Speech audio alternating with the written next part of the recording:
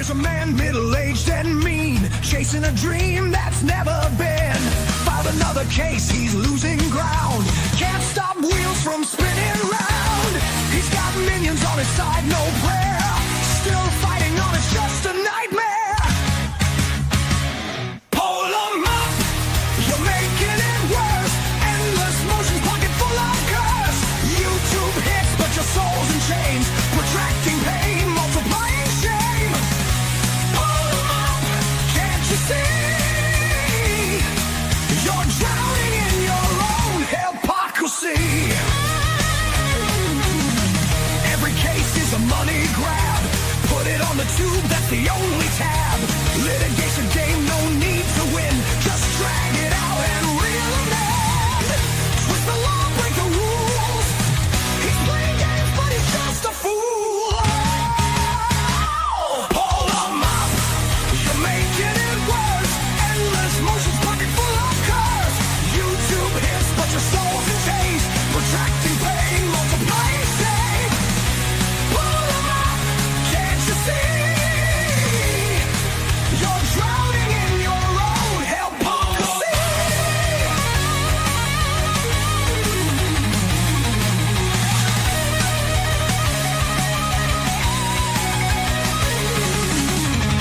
Every motion's just for show. Filing papers, moving slow. Courtrooms a circus, all a game. But in the end, who is to blame?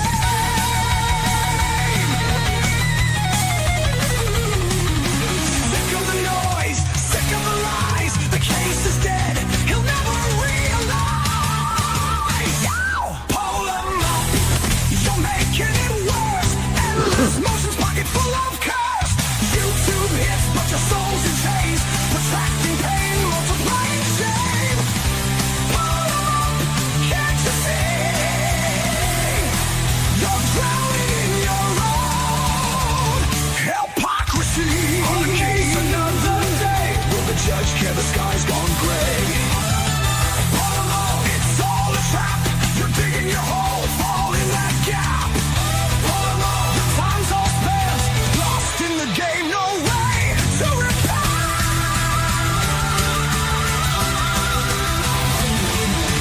Mommy didn't love you enough, germ.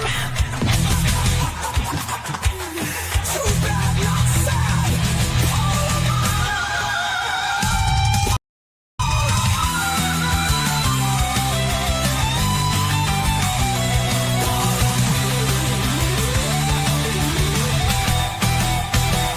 Pull 'em up.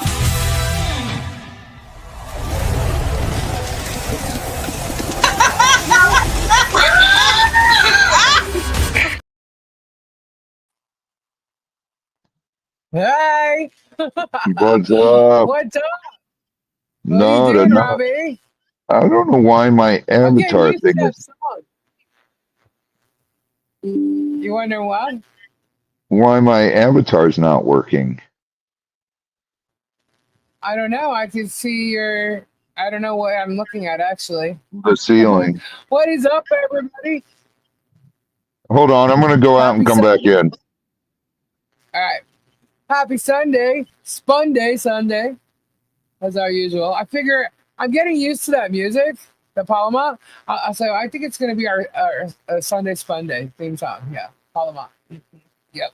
Because we're going to have them from all different days. Because there's a lot of stuff being talked about going on now, and it's going to get a lot more fun around here, I think. So what is going on? Hello, hello, hello, everyone.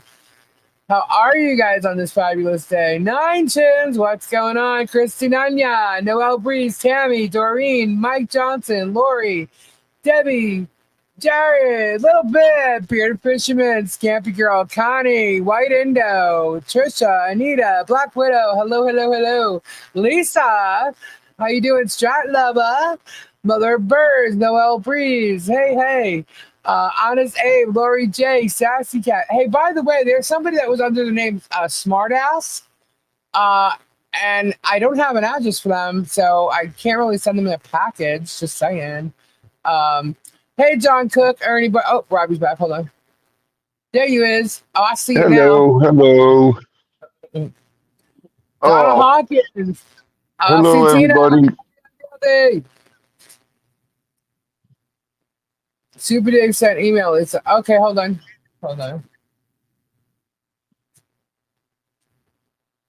All right, hold on. I gotta send the link. Robbie, did you hear? What? It's a boy. What do you mean it's a boy? It's a boy. What are you talking about? You didn't hear like the mole or the I'm sorry, not the mole. Well, I guess it was a super mole from the get go. But they're the mole. It's a boy. It's a he's a defendant that tried to make a deal. It's a What? boy. It's a boy. What do you mean it's a boy? It's a boy. It's a man, which means it could be me. It could be Tori because he maliciously likes to defame me to 730 or 1,000 or more people by knowingly stating that I'm a man when I'm not, and he knows it. That is defaming, by the way, maliciously. Just saying. Okay, all right. So the truth is out. I'm the mole. You're the mole? I'm the mole. Well, so apparently it's a man, and but there's several men in here, so George got all confused, right? So he wants everybody to guess. He's playing a stupid ass game for content, call him up. Anyway, it's all about call him up. So it's a man. And this person may or may not wear glasses and not really sure. I guess he doesn't know if it's only on the channel or whatever. Or maybe he wants to pretend he's never watched the guy.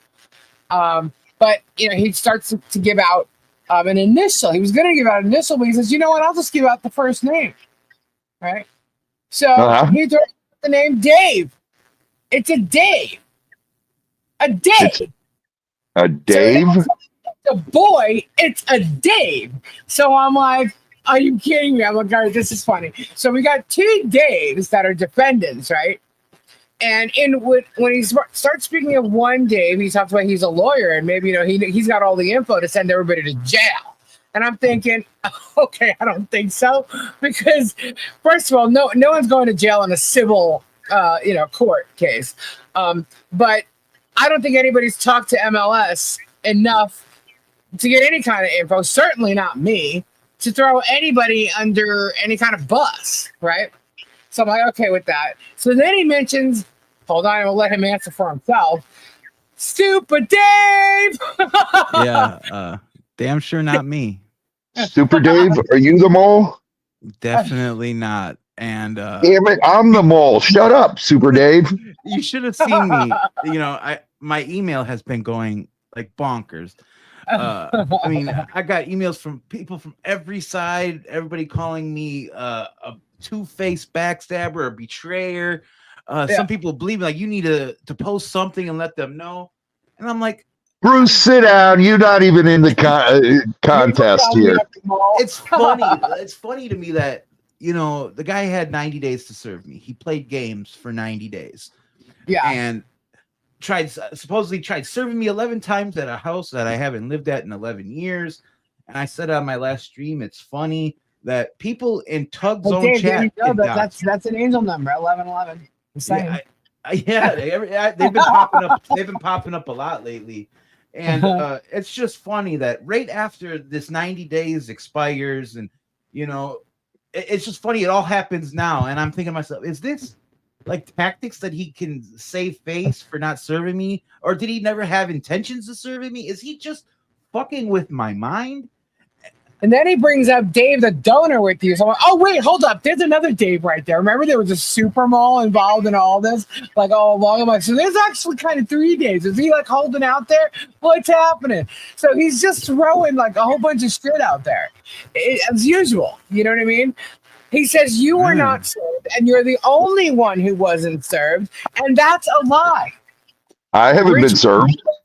Robbie wasn't served. I don't know if Patty Plummer was served. I have no idea.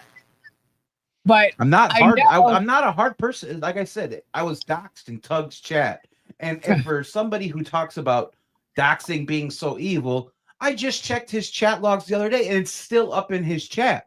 So for somebody who talks about doxing this, doxing that, and he sits and sucks Megan's tits, and it's like, dude, you should at least edit out where I'm getting doxed. Or Right. pass that on to fucking Jeremy so he can serve the right fucking address. I'm sorry. I'm so No, go ahead.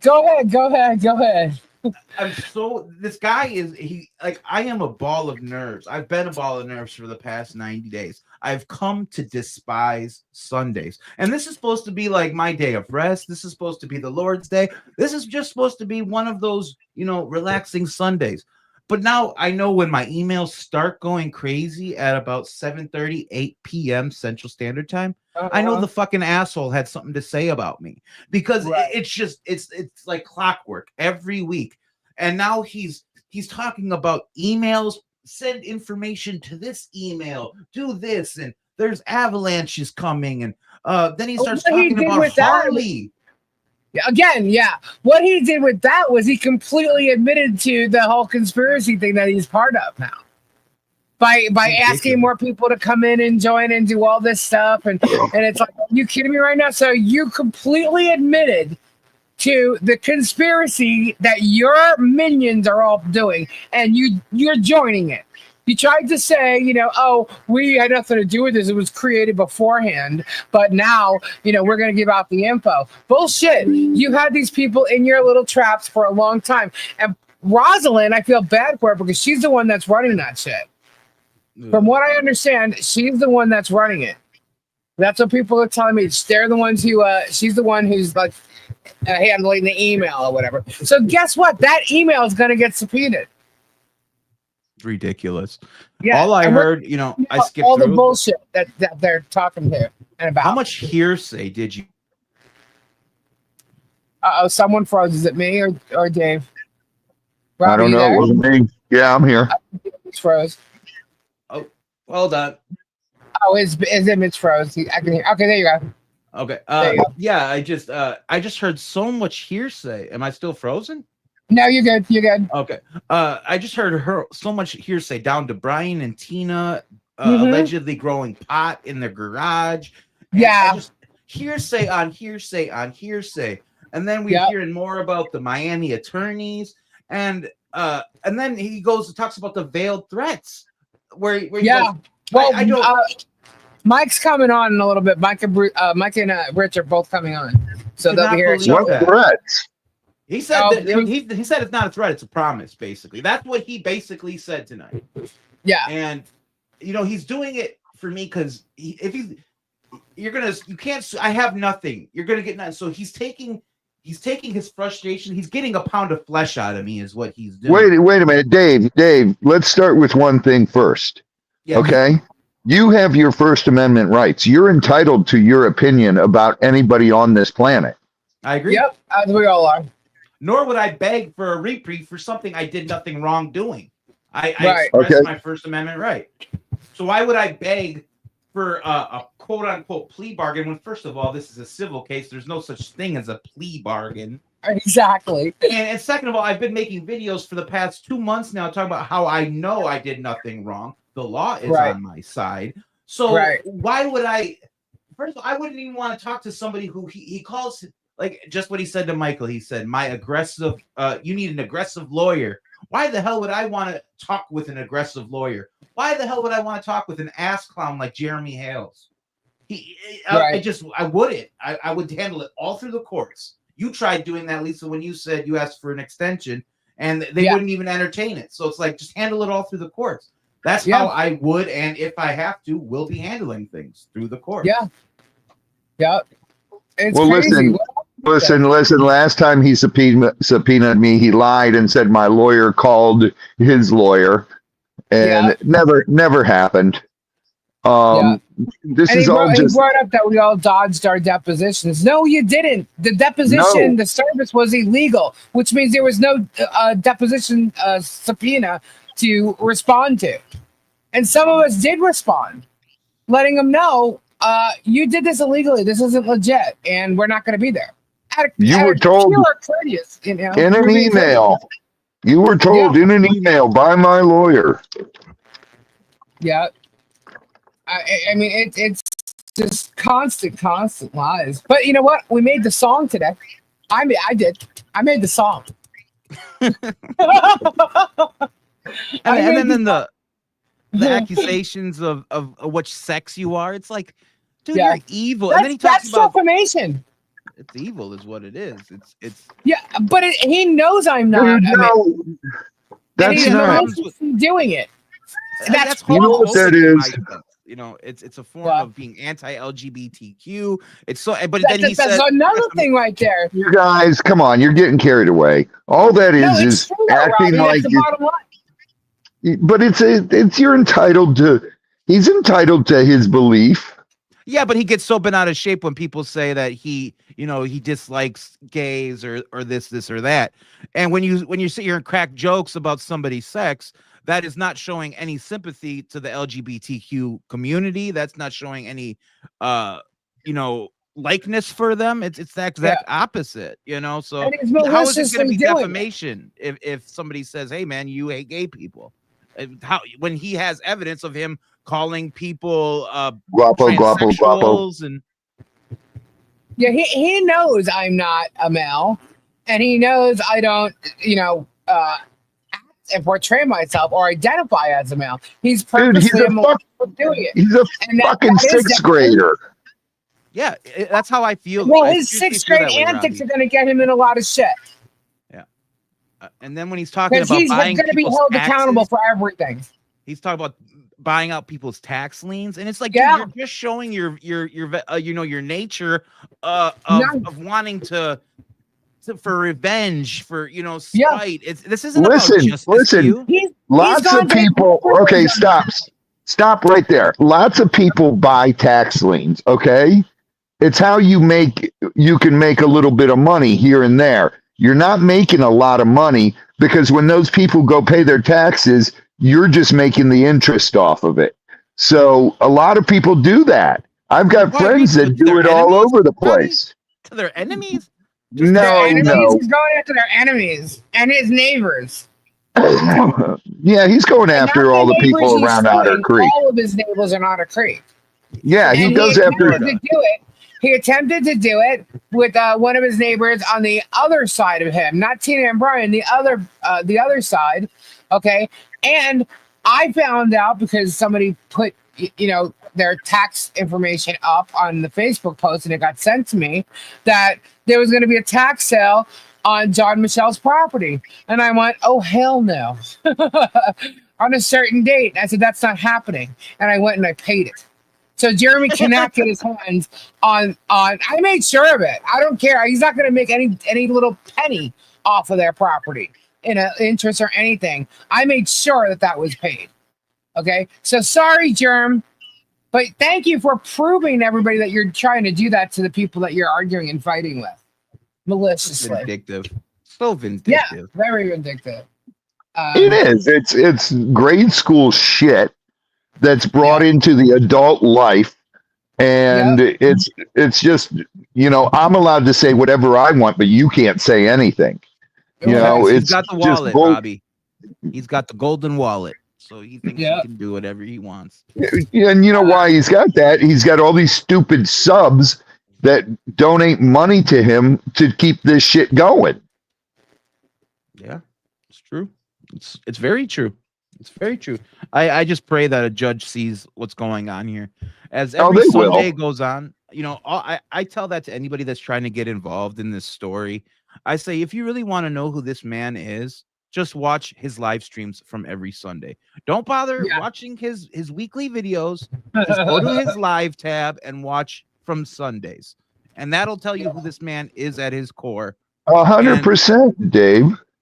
I'm just so out of it right now, Robbie. I'm so upset. Listen, buddy. Listen, Dave. A lot of people love you, and you're a big part of this community. And I can say it for everyone here. We all love you. You're a great kid. And don't let some bully get under your skin and live in your head rent free. Honestly, don't, because you're better than that. You're a bigger person than that. You're absolutely, get upset here and there about it, but dude, listen, you're a great guy, Dave. Honestly. You saying that? And Nana, I just want to say, Nana, no, there is not. And I can tell you this, that the sheriff didn't even know a damn thing about the signs. How about them apples? And here is Mike Volpe. What is up, Michael? all this man does is lie. Michael, can you hear us? I can hear you guys great. Okay. What's up, Michael? Hey, Mike. How's it going, guys? You guys It's- okay? Did you catch Sunday tonight? You catch Sunday Fun Day, Michael? I did not. Okay. I was doing a video with Rich, but Bruce said he's trying to get the biological dad to get custody, and that's impossible. It's And, not. First off, he gave up his rights not once, but twice. Right. Okay, and he's got no standing. Right. No, you know, adoption doesn't work like that. I think the adoption attorney sent an email and explained it. Yeah, I saw it. Right. She said the biological father's rights were terminated, and if there was fraud or misrepresentation or mistake, he only had 2 years from the final judgment. It's long past 2 years. And I didn't hear who he claimed was the mole. Oh, he said it was a Dave. Yeah, he said it was Okay. Dave. So it could have been Ross, it Yeah. could have been Super Dave, but he gave reasons why it could be either or. And I just thought it was ridiculous. All right. It's neither of them. Exactly. What is he? Dave Helm would be the other Dave? Yeah. No. That he would have. I'm like, no, all right. okay. Dave, hold on. You weren't served, right? No, I was not. All right. It's neither of them. All right. Dave Helm has a very competent attorney that's just filed something that's devastating, and you haven't been served. You're in a better position than Dave Helm. At least Dave Helm was served. He's saying Super Dave was the only one who wasn't served, and then I wasn't served. Ray Robbie wasn't wasn't served. But regardless, his fans are just dumb. I'm sorry. He's been lying to you repeatedly.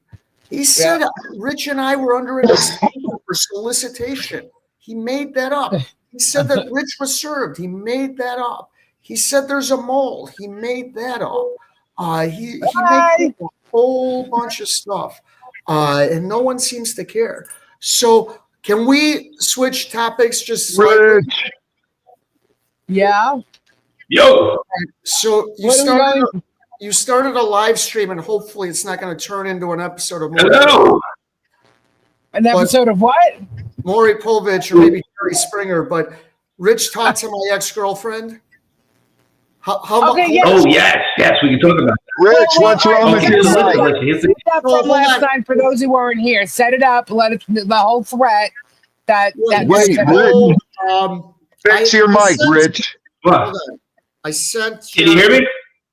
Yeah. Yeah, but it's really echoey. Yeah. So I'm in a new studio. I guess it's. Can you hear me? It's like very echoey. Yeah. That's the room fine. I'm in. I probably have to get some sound things. All right, that's fine, but you got to keep quiet while I set this up. So yesterday I sent Jeremy an email, and I send him emails from time to time. But I got a new email address. That might have been what it is. It's like it's probably like the one he primarily uses. So and all it was a link to Rich's at that time most recent article. And he never responds back. But this time he did. And he says, quote, looks like she, referring to my ex-girlfriend, could use an aggressive lawyer and someone who can afford that lawyer. And then he sends me a couple of links to text messages that are doctored that, if you believe them, looks like I was making threats to my ex-girlfriend. However, she tried to pull that crap in a courtroom and it was dismissed. So now she's just putting them online, or she's using her minions. So anyways, and then he went on and suggested, he goes, oh no, you misunderstood. We're going after you in court. I don't know who I assume him and her. You owe a tremendous amount of money and there will be significant amount more. See you in court. And he said some other niceties. So he was suggesting that the two of them have gotten together, not not like having sex, though I could definitely see that happening. But so he was suggesting that that they've like partnered up. Now I want to make it clear, because I probably didn't make it clear in the article. I don't know if they've talked, but that's certainly the suggestion that Jeremy makes. Right. My ex-girlfriend was none too happy about that article, sent me something at 12:40 my time, and she's an hour ahead. So she was up. Talk about being in someone's head rent-free. She was awake at nearly 2 a.m. thinking about me, sent me a text message, and then reached out Are we all, Michael? yeah. So reached out to you. So you can tell them anything you want about the conversation. Hopefully it won't turn to Jerry Springer. No, I'm going to be very, very professional in this statement. I received a message from her, Katrina.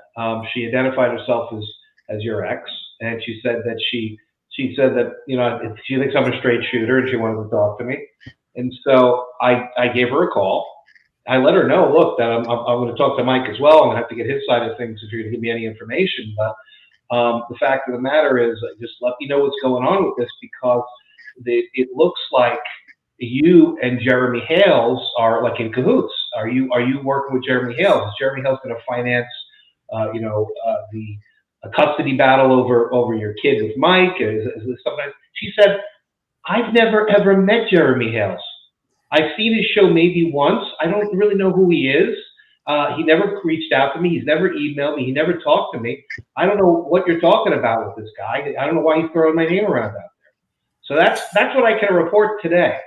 She's going to send me some more materials I'm going to review about some other stuff. But I told her, I gave her Jeremy's email, jeremybhales@gmail.com, and that she can email him directly and ask him, why are you talking about things and making up stories about me? But anybody else that's out there in the audience, jeremybhales@gmail.com, you can also ask Jeremy why they're making stories about other people too. I guess Jeremy thinks that Mother Goose has left a gap in the market, and he needs to make fairy tales, so they're Jeremy Hales tales. So I think that he might not do as well as Mother Goose does. That's the problem, because his tales are very, very non-believable. At least we can believe a Mother Goose tale or two. I could see it, an old lady who lives in a shoe. I can't. And Jack and Jill, they definitely went up the hill. Right. That's right. Jill came down to 250. What a hoop.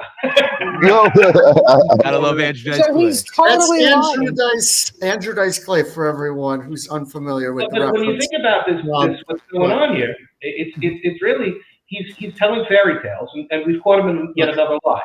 I haven't even begun to talk to Katrina, Michael, and I caught him in at least 2-3 lies already. So Right. it's Few not things good. though. My ex-girlfriend would have said the same thing whether she was talking to him or not. That doesn't mean she's lying, but she would. I don't Well, think it means that she's not backing it, Mike. It means she's not backing it. Not backing the story. But also, I didn't know if they were talking, but he certainly represented it that way.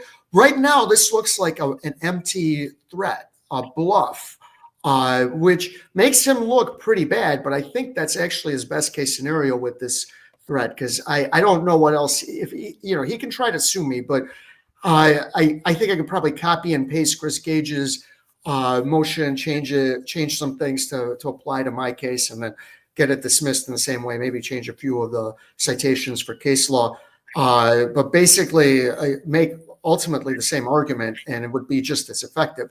And yeah, he's probably not getting involved with a custody case, so he thought that issuing an empty threat, which he did, was smart, but I don't know. I guess this is how he operates, that he issues these kinds of threats, and presumably he gets people to back down.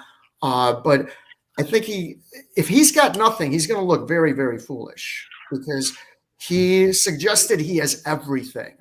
And it appears he hasn't even talked to her. And as I said, if he had, he'd know that he could bring in John Adams and Clarence Darrow, Johnny Cochran, and Dershowitz, and it wouldn't make a difference. There's way too much that's already been put out there. She doesn't stand a chance. And he's got Randy Crack, a Jackbox dentist. Right, yeah, well, yeah. If he wants to bring in Randy Shockett to my custody case, he can bring it. There are law firms that it could make a difference, just not in the jurisdiction she's in right now. But in any case, I think that for the most part, that's an empty threat that he made. And again, I don't think his fans are going to care. They're not going to care that he made up a story about talking to her to try to threaten me to get me to back down. They're not going to care. They're going to think he's a swell guy anyway. And now he's threatening to try to get look, if he gets the biological father to file something, it will be disposed of as quickly as when the biological aunt tried to do the same thing. And that was like a few days. Well, he was talking about them tonight, and he was talking about the fundraiser, joking it was a pool. Well, guess what, Germ? PayPal calls it a pool. It's a pool. Okay, you actually called it a fundraiser on your channel. While you had two lawyers helping raise you funds on your channel live. And so he is talking about how if you add up everything, the 56K, kind of funny, it's that number, isn't it? But it cost the aunts $56,000 to have a lawyer file 2 motions for her. Really? It didn't cost anywhere near $56,000. Well, that's the money that was raised, Michael. Well, it went into somebody's pocket. Right. It went into if you want to give the lawyer $56,000 to file those 2 motions. Yeah, and he's setting it up for more. He's setting it up for more because he said they ran out of the money. It was used. Right. Yeah. So he's setting it up for more. Lisa, he accuses you of misappropriating funds from fundraisers. Yeah. Well, I've shown what we've done. I've shown it. Right. He's the ultimate projectionist. It's ridiculous. Do you know why people project? Because it's what they would do. If they accuse you of misappropriating funds, it's because that's what they would do. So, public record shows that that lawyer filed 2 things in regards to the aunts and the adoption, who, by the way, gave their wrong address on the public record in the filing. The address they gave doesn't even exist. Just want to throw that out there. The one aunt said that she took some money from that and spent it. Okay. But he's saying it was all, done through the lawyer. The lawyer had all the money. And, all that this person did was file 2 things. That's it. And both came back with they had no standing whatsoever. And we've had the attorney on the record for the adoption, and she's explained to us what happened. This bio dad signed the paperwork for the adoption not once, but twice. Right. Okay. He was also a drug addict. He may have gotten sober since then, but it's irrelevant. Someone just said he's still in prison. Right. Well, he said he'll be back in 9 days. Right. It's irrelevant for the law anyway, because you're right. He doesn't have any more standing to do this. Adoption isn't, you can't. Adoption is not something where you can, I changed my mind. Because you can't have the kid in limbo that way. What they're trying to do is just pervert the adoption laws. And again, he treats his fans like they're idiots. Do you really think that the biological dad can just swoop in 5.5 years later and say, I want to get my rights back? That you really think that's how it works? Yeah. It's a little bit crazy in the sense that I think Mike's 100% right. I think that he's treating his hodunks as the hodunks because they're not too bright. But family court is some serious stuff, and the whole thing when you go into that court is best interest of the children. And Jeremy, I don't think looks at best interest of anybody but Jeremy. I think that he saw for what's happened in his own family court case. He has no respect for children. He has no respect for others. He has no respect for anybody but himself. And the amount of trauma that you could bring to a child by dragging them into a needless family court proceeding, that is something that's very hellish. It's something that you would not wish. You don't wish that anybody goes to family court, because when you enter family court, you lose. And the fact that you're in family court, you've already lost. And that he drag a kid through family court like that is a disgrace. He's a disgraceful human being. He's got no shred of human decency. He's going to do that. I understand the litigation in federal court. That's one thing. You know, if he wants to do that, and that's how he has to make his living, by making trumped up bullshit story, you know, telling like Mother Goose, and he's got to use federal cases to do it. That's one thing. That's how the guy's trying to make a living. He's a shyster. He's a huckster. He's a horrible barker. That's one thing. But it's a whole new level of scumbag that drags a child into family court and causes them trauma and causes them anti-therapeutic tension. That causes them years of issues with therapy and just, you know, emotional distress. The fact that he do this to a child is disgraceful.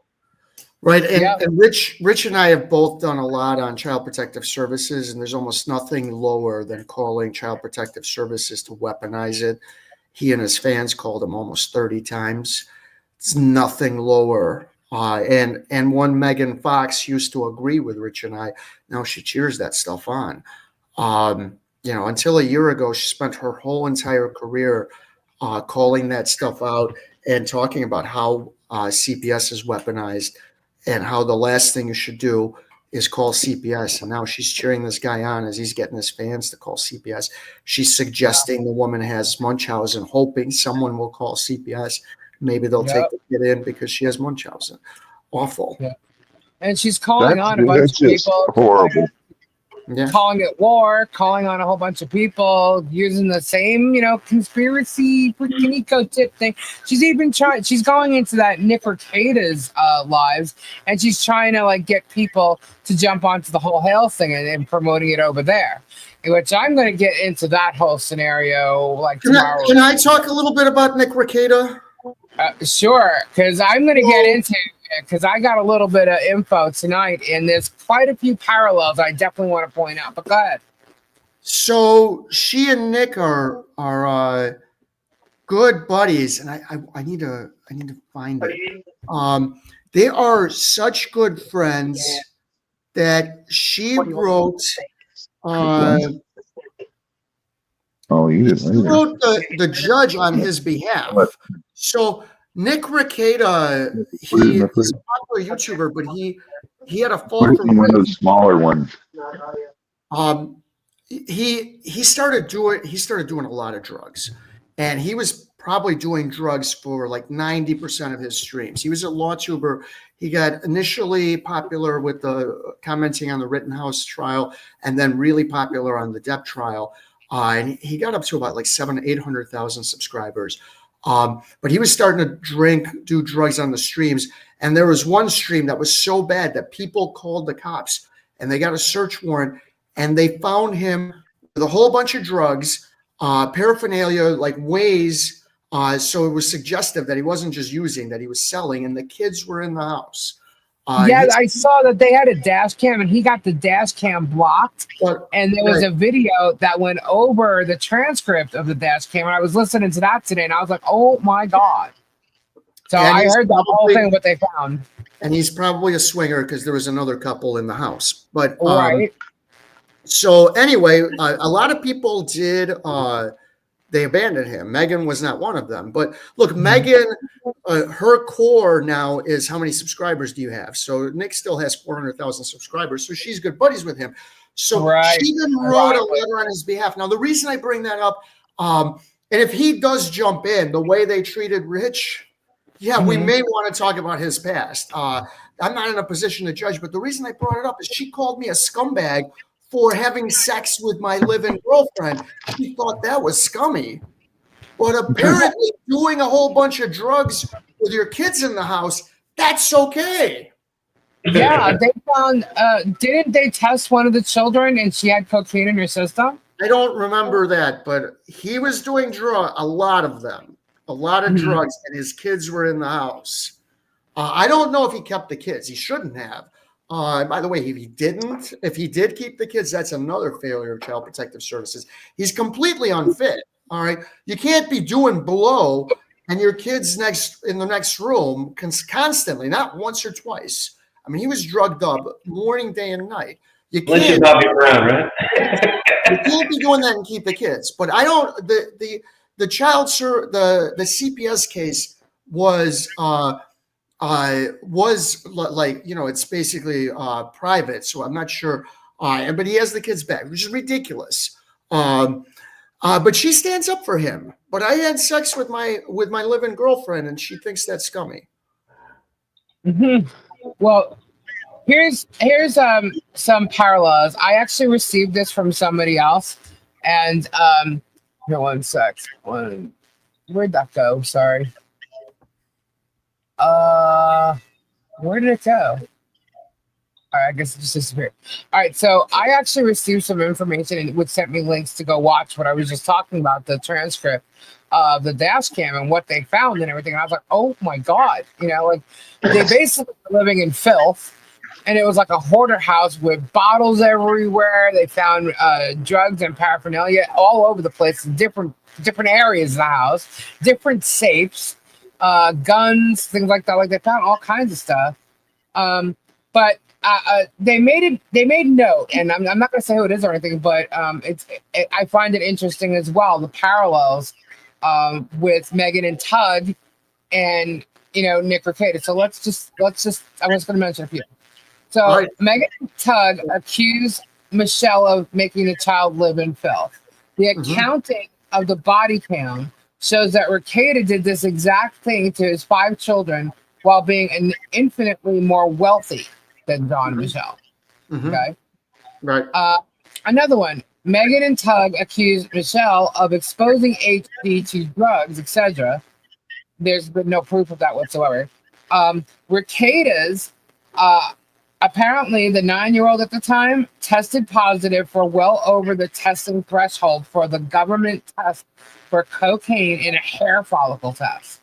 Hey, It's claimed Lisa, to be- before you go on, I bet that Megan was all bent out of shape and couldn't believe that CPS somehow cleared Michelle a bunch of times and probably called them corrupt when CPS cleared them, right? CPS did clear them. CPS actually took a drug test on Harley. Right. But I bet she was saying that it was corrupt, that every time Probably, they yeah. did- Oh yeah. Yeah, but she doesn't point out that this guy's kid tested positive for cocaine, but for some reason they didn't take the kids. She doesn't point that out. Yeah. No.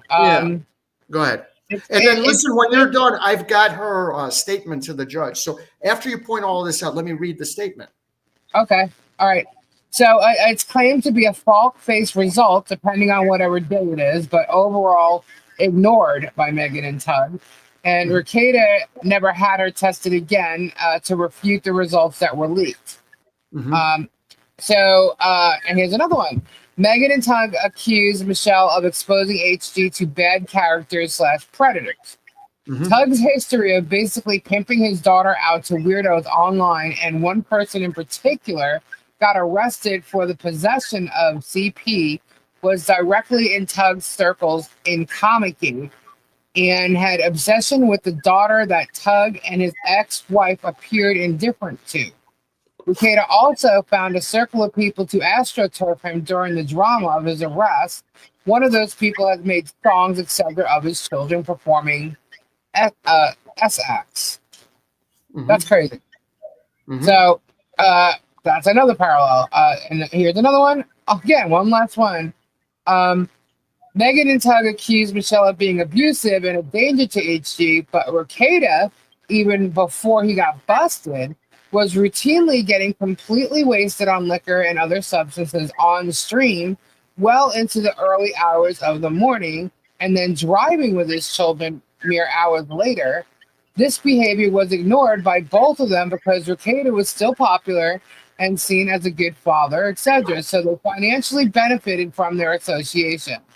That degeneracy is the one reason this person stopped watching Rekieta. So this all comes from someone else. So this is, All right. So after you heard all of that, let's hear what Megan thinks of Nick. Okay. Dear Judge Wenzel, I've known Nick Rekieta personally and professionally since 2022. Nick created an entirely new type of entertainment covering legal battles on YouTube that was wildly successful. His commitment to his work and his love of the law drove him to be one of the most successful law channels on YouTube, drawing hundreds of thousands of people to engage in legal discussions. Nick's unique style of covering trials from gavel to gavel with humor, legal analysis, and irreverence led to multiple law channels getting notoriety and popularity. The law became approachable for the average person through Nick's invention. Several channels became successful because of his model, and an entire community known as LawTube. I really don't think he created LawTube, but anyway, grew. I invented the internet. You didn't know that, Mike. There wasn't Al Gore. It was me. Right. This led to many people becoming interested in the law, going to law school, becoming lawyers. Hold on. This led to many people becoming interested in the law, going to law school, becoming lawyers. Also, so people became lawyers because of Nick Mercator? Give me a fucking no, but wait. She's known him since 2022. All right, they've gone to law school and become lawyers all since she's known him. But anyway, making lifelong friends who shared an interest in legal battles and changed the trajectory of many for the better, including many lives for the better, including mine. My channel was positively impacted by Nick's unique approach to online entertainment and his direct help and advice. Like a vast majority of lawyers, Nick struggled with substance abuse. This is well known and studied problem in the legal profession. It is so widespread that every bar association has programs and resources for lawyers and substance abuse problems. The stress of quickly attained fame and fortune is also often a catalyst for substance abuse that is also widely acknowledged in the entertainment industry. Nick's meteoric rise to success no doubt played a role in his mistakes. Nick has acknowledged he broke the law and has taken responsibility for it by pleading guilty to possession. He pled guilty to almost nothing. The community and his family would not be served by his incarceration, but would be served by his rehabilitation, his ability to get back to the job he loves, explaining the law to his audience while entertaining them and supporting his family. In the years I have known Nick, I have known him to be generous with his time and helpful to anyone who wanted to know how to be successful on YouTube.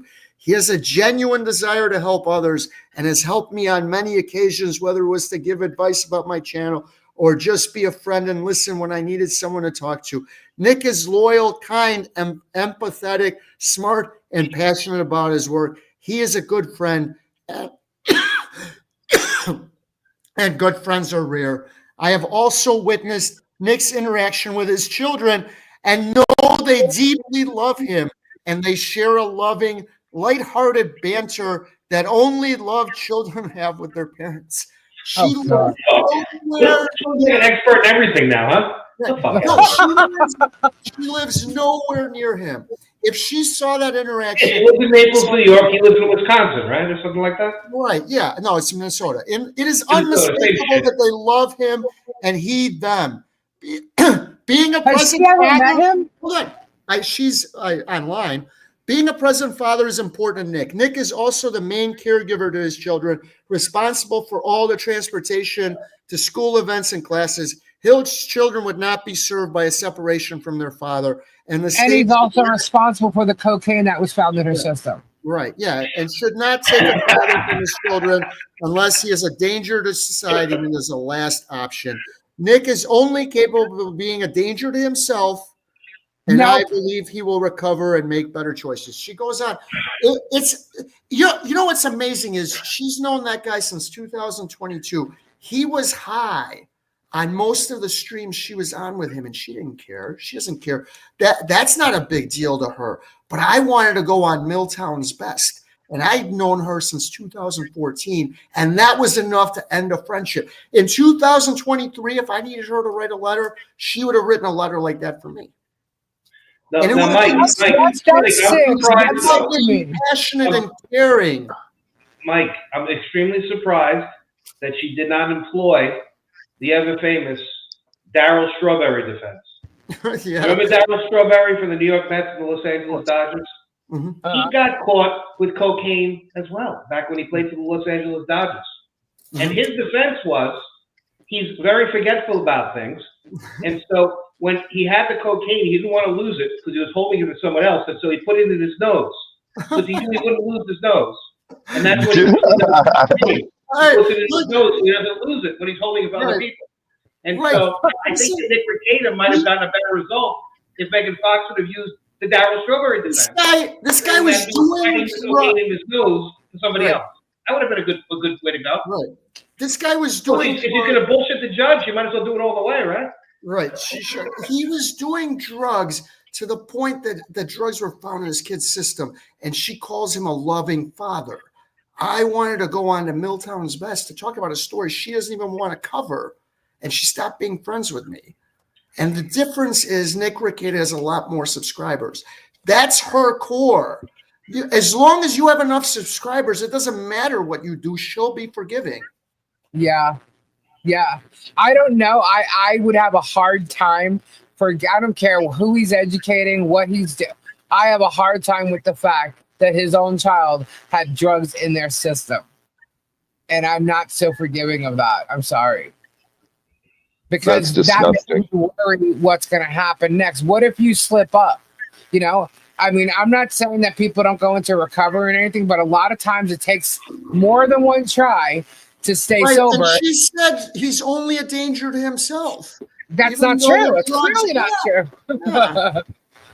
You know, so I mean that's 100% wrong. And when you have children around like that, the fact that he has those kids back, I mean, hey, I haven't followed the case that long, but it bothers me that any child that was under his care or in his home was found to have drugs in their system.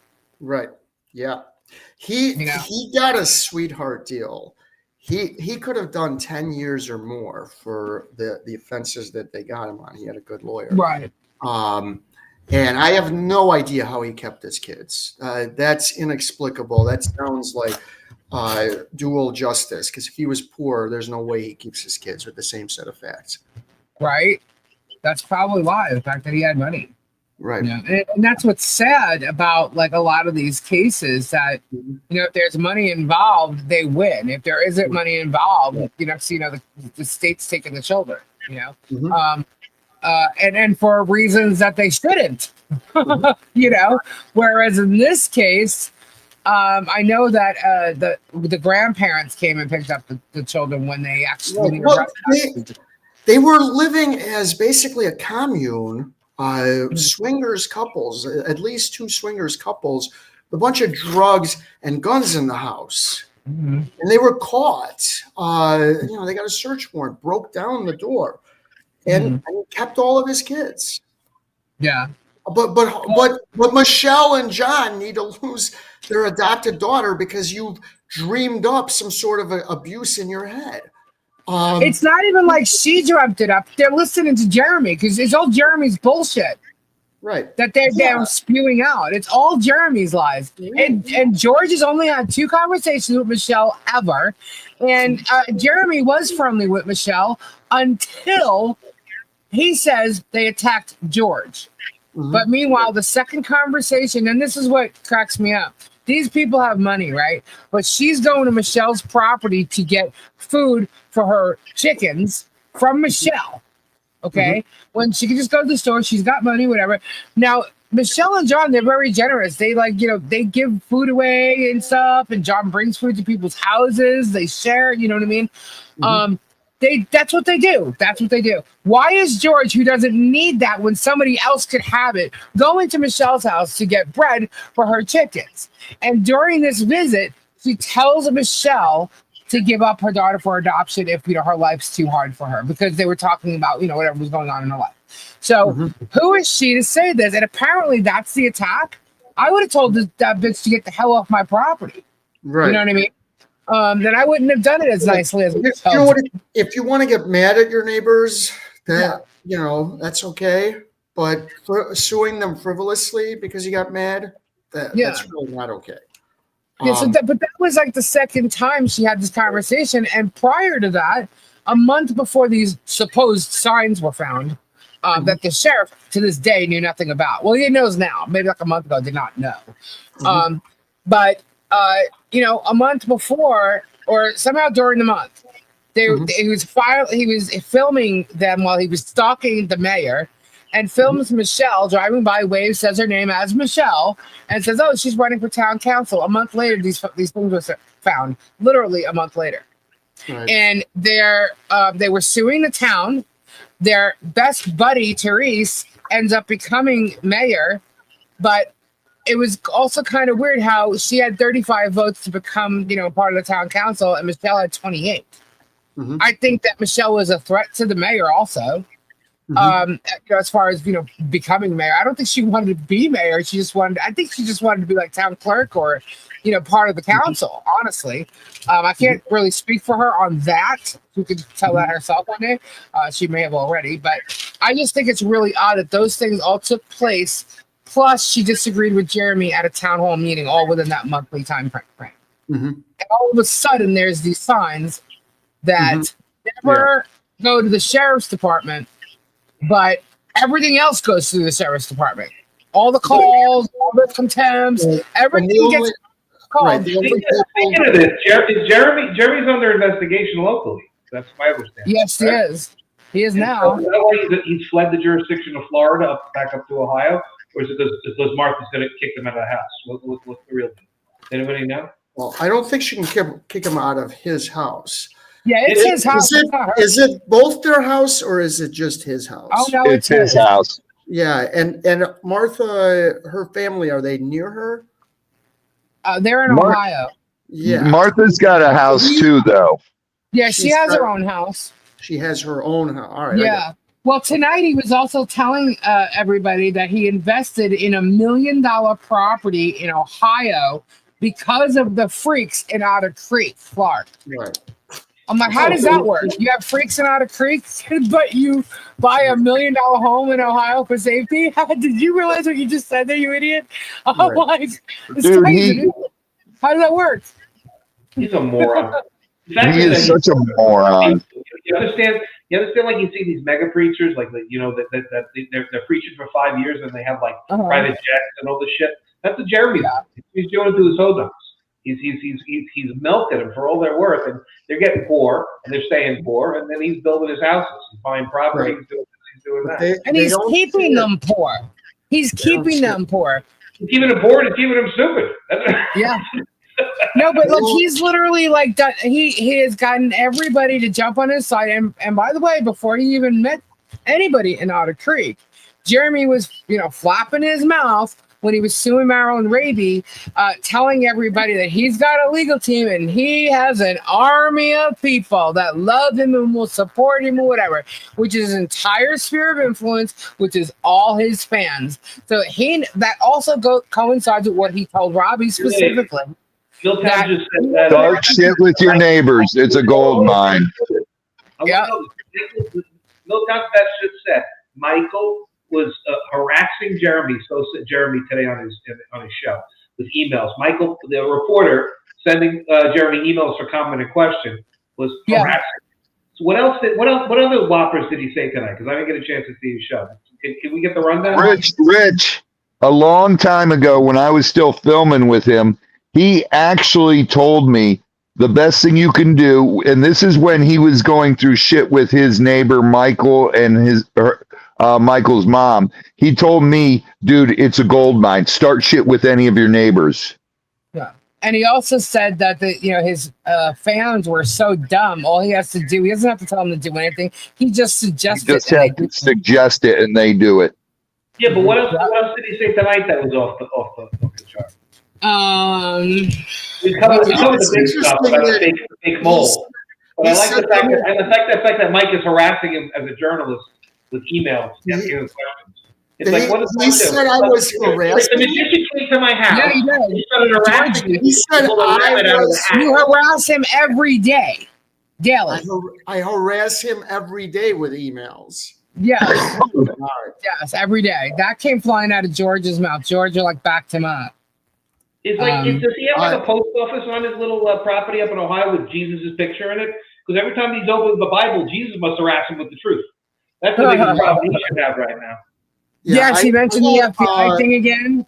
He said that the FBI is heavily involved. He said that again.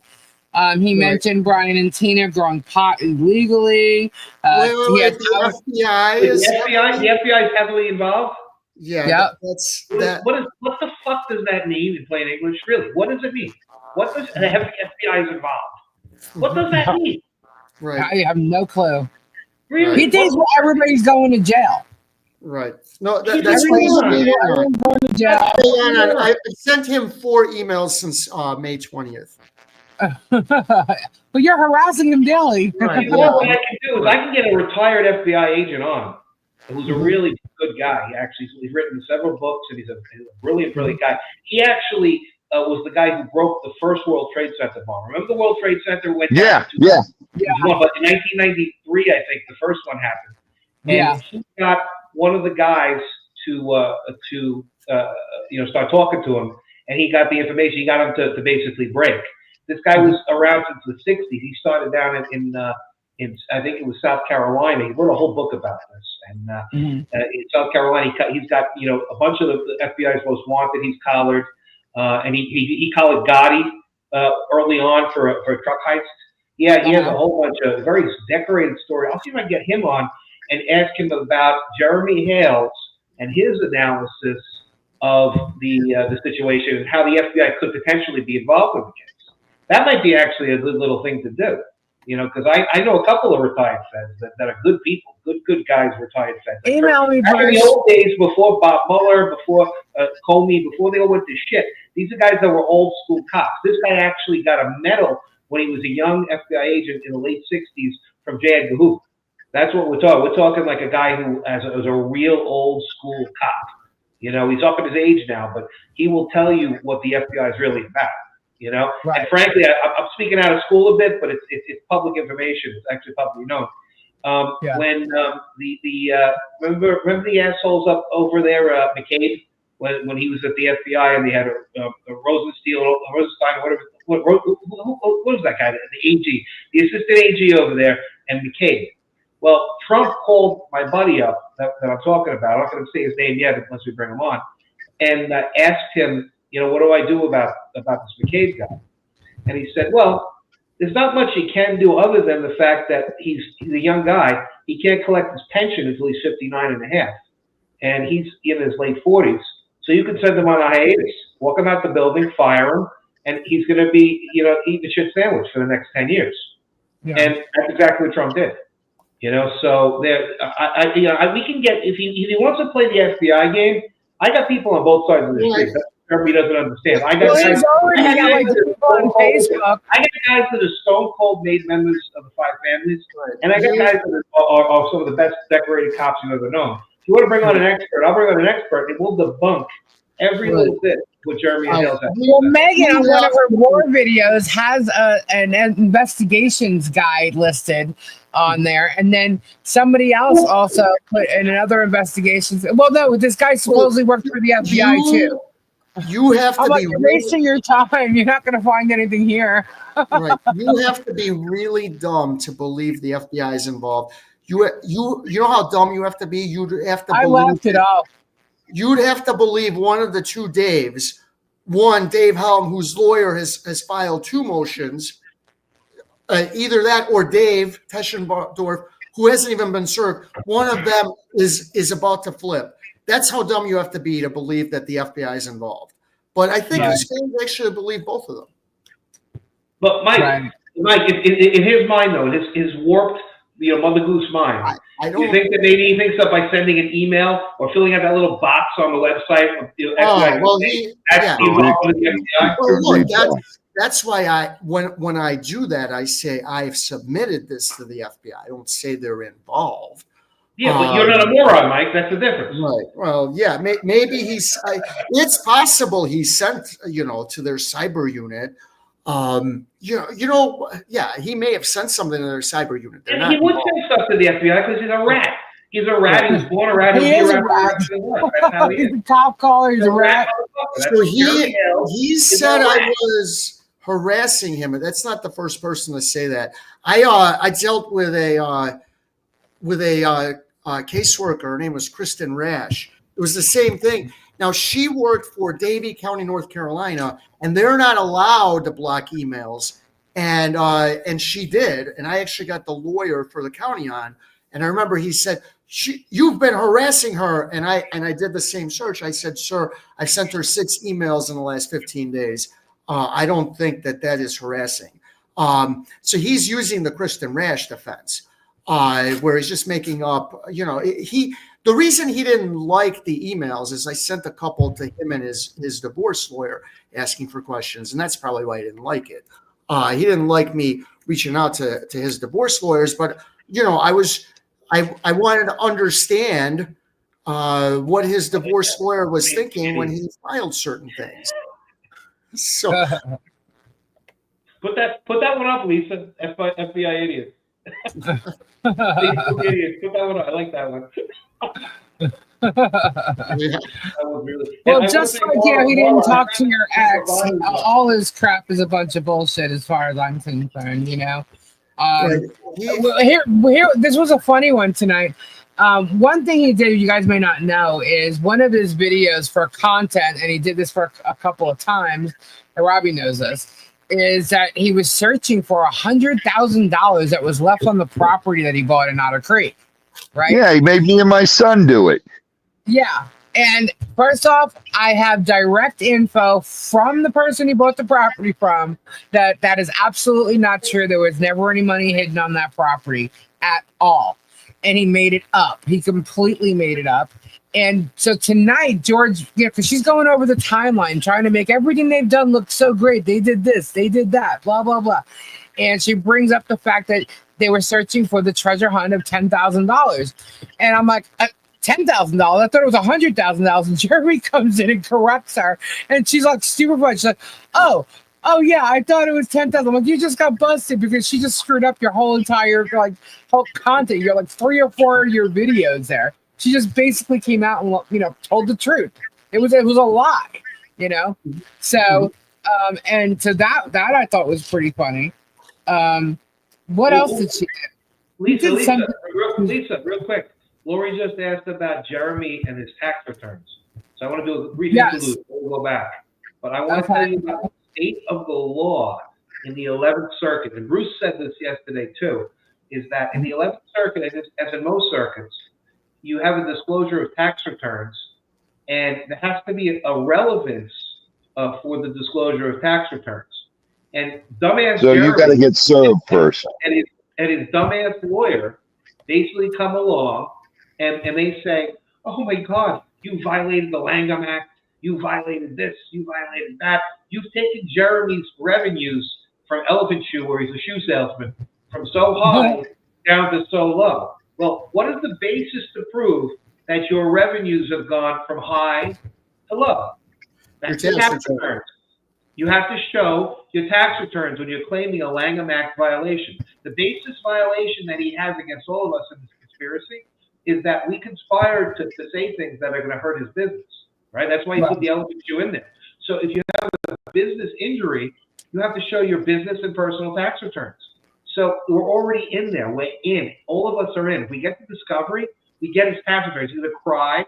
He's going to hem and haw. But Maddow versus Procter & Gamble Company, the 11th Circuit case from 1997, is very, very clear that the taxes have to get released.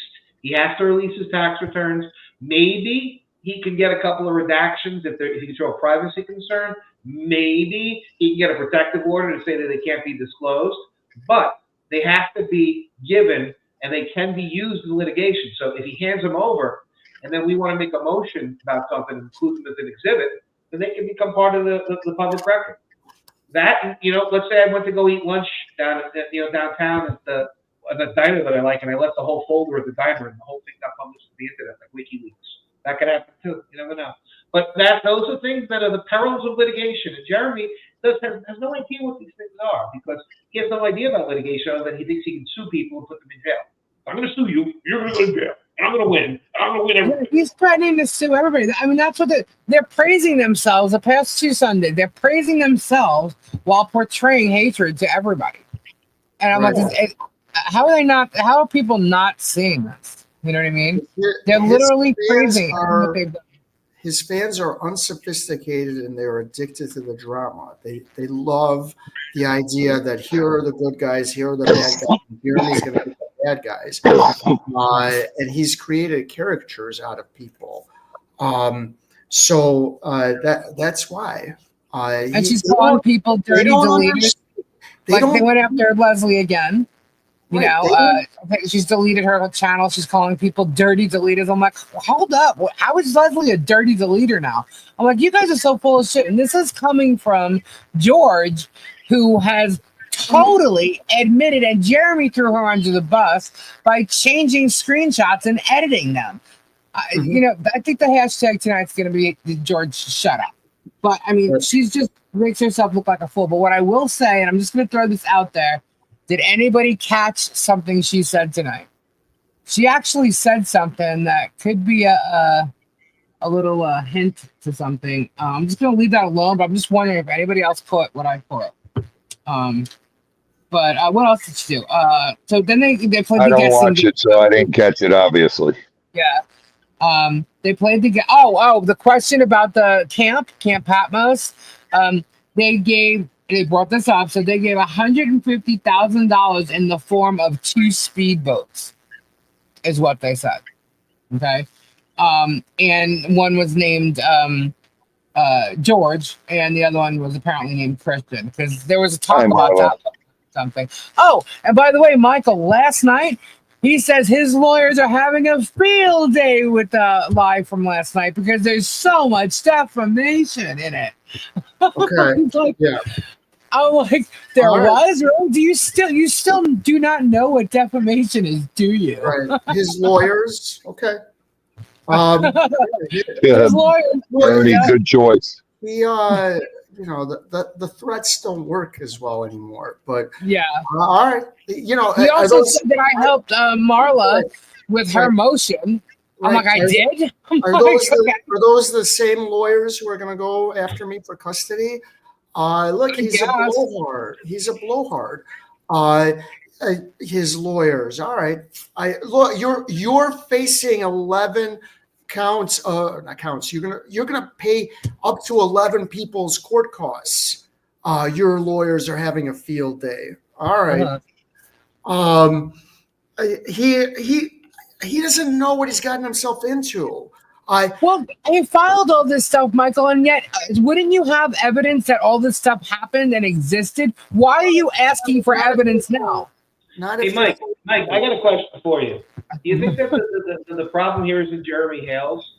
That the problem is Judge Bozo, who hasn't got the in the first case. Now he started the second. Right. It's the problems with everyone, but yeah, the judge has given him license to do this by letting the other case go on as long as it did. And Bruce made a really strong argument yesterday for what the judge has done. He's given him license, but Bozo has done all right on the second one.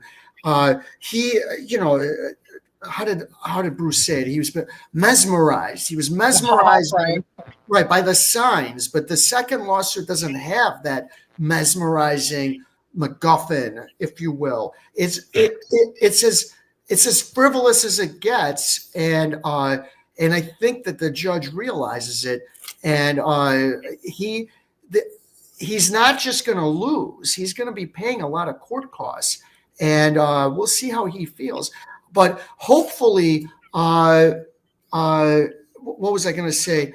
Hopefully, it comes down as like a really strong order stating that this is a frivolous lawsuit, that it tried to chill free speech, to really send a message. And I think if it is, you're going to see legal minds jump in on this and to talk about the strong order. But you know, it's got to come. I think there are a few. Oh, it's coming. It's coming. I have a feeling there's going to be one thing that's going to take place, and once that does, it's literally boiling down to just the whole. Oh shit!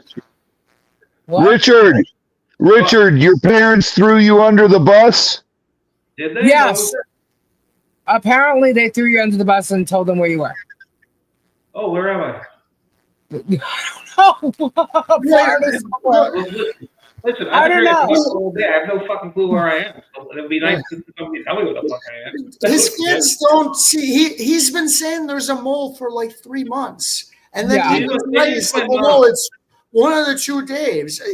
You just don't see that. That's not how it works. They just said my parents threw me under the bus. Yeah. They said what happened was I'll tell you what happened. I'll tell you the whole story. These motherfuckers come to court in this other case in the Middle District with Dinesh Nishirvan. who is an Iranian anchor baby, the one who's docked the Supreme Court, who hates Israel, who hates Jews, who hates Americans, who hates white people, who hates Republicans, who hates white women. You know, he hates a whole bunch of different schools of people. But if you're racist, he will make sure you lose your job. You know, if he thinks you're racist anyway. So this guy goes to court, and he's got a lawyer named Nick Chiappetta. And Volpe knows him. He's the Chiappetta. But I got a new name for the fucker, and I call him Sherwin Williams. Because watching him litigate in court's like watching paint dry. He's the worst lawyer I've ever seen. Remember my cousin Vinny, that they had the first lawyer there? Yeah. He like starts stuttering. Yeah. That's like it's terrible. It's fucking terrible. It's like it's like the worst thing in the world. So he's there, and he comes with this big stack of paperwork. It's like they call me to the stand. That's the whole thing. They call me to the stand, and they're like, Mr. Luke, we want you to testify. I'm like, I'm a fucking reporter. I'm here to cover the case. I'm here doing my job at the courthouse. You're going to make me testify? And I'm like, you know what, Judge? These guys are all scumbags. And I went down the list of why they were scumbags. I said, he docked the Supreme Court. He docks over 1,000 victims. He's done this. He's done that. He's got no respect for the federal judiciary. He's no respect for you. He's no respect for anybody. He's a piece of shit. He's got no respect. And the judge is like, all right, but you're here. Might as well get on the stand. I'm like, Judge, okay. But you know how it is. You know, I know what I'm doing here. I'm a reporter. I'm going to assert the reporter's privilege. The guy who's one of the people in the case is a doctor. I've seen him. I'm going to say I got HIPAA rights and healthcare disclosure. And on top of that, these fuckers are saying the whole time that I committed the heinous felony of federal witness intimidation. They're trying to say that I'm a thug. I intimidated their witnesses. And so I'm like, okay, fine. I'll take the fifth. Fuck it. I'm from New York. I'm from Staten Island. I know how to take the fifth. All right. So they teach you that when you're fucking six. Can I go up on the stand, and he starts asking me these questions, right? And he's like, Mr. Luthman, did you write this article? I failed to state anything on the grounds it may incriminate me, and blah, blah, blah. And the judge gives me the Fifth Amendment every time. He gives me the reporter's privilege too. Finally gets to one, he's like, Mr. Luthman, can you state your address for the record? I have an affidavit here from a process server where they came to the house and your parents were there and they said that you go away, Peter doesn't live here. That's what my mother said. Because my mother's an old school woman. She's like, fuck you. I'm not going to give you nothing. No, go away. You don't live here. Fuck you. And so they're trying to take the affidavit of a process server, trying to say hearsay. What's hearsay? He heard my mother say, get the fuck out of here, basically. He changed put that in there. Because I know how my mother would say it. Get out of here. But he said, no, he doesn't live here. And he tried to use that and ask me that question. And I said, I will fail to answer on the grounds that may incriminate me. I seek the testimony of privilege of the Fifth Amendment. And I got that. And they were all pissed. So they're trying to take a fake affidavit from some process server who we don't know who he is, who never took the stand, who never got cross-examined, trying to say hearsay that my mother said, I'm not giving you shit about my son because I love my son. I ain't giving you shit, you cocksucker. Which is every good mother from New York knows to say about their son. So that's what it is. They're trying to say, he's saying bullshit. So what Jeremy Hale's saying is that his mother would give him up in a heartbeat. Because they're trying to say something about my mother. They're trying to say, well, his mother would give him up. My mother's not a rat. Your mother's a rat, Jeremy, because you come from a family of rats. You come from a long line of rats. You were born a rat. You're going to die a rat. I'll send you a fucking cheese wheel any day you want. You tell me. Just send me an email right now. Say, Rich, I recognize that I'm a rat. Please send me a cheese wheel. And I'll do it. I'll send one to Ohio. I'll send one to Florida because you're a rat. You're a no good rat. You're always going to be a rat. You'll send. Rich. I don't think Jeremy's parents are rats. They want nothing to do with him. They could care less. You know, they want nothing to do with him. His siblings want nothing to do with him. Good. And then at least they do the right thing then. He's a rat. Yeah. Another thing they said, I don't know if John Cook's still here. You know how bad it is when you go to jail and you're a rat. You can't even walk on the compound. You got to go to protective custody. You got to live in the shoe where you're stuck in a room and you got to hope they'll put somebody in there with you that's going to come knife you because they hear that you're a rat. They put all the rats together. They put them together because they're rats. Because if they walk on the compound, they would just get knifed out of principle because they're rats. Yeah. So they are. Yeah, they can't walk around. They can't do shit. They're rats. The other thing he was saying tonight is that we are leaving John Cook behind. No, we're not. Germ just doesn't know what's going on. I'm sorry I have salty language, but I get very emotional about rats. You're good. You're good. They're fucking rats, dude. They're fucking rats. They are. They're Rats are used to feed the snakes. That's right. Feed the snakes to the rats. But Jeremy, no, you wanna Germ, be- John's not being Jeremy was a few behind. alligators. We fucked a few alligators. But, you know, Yeah. John is not being left behind, and y'all will see that real soon. He's not being left behind. So They got no that's all. case on John. They don't. That's just it. They have no case on him. And I'm pretty sure that he'll probably refile the summary judgment once the stay is off the case.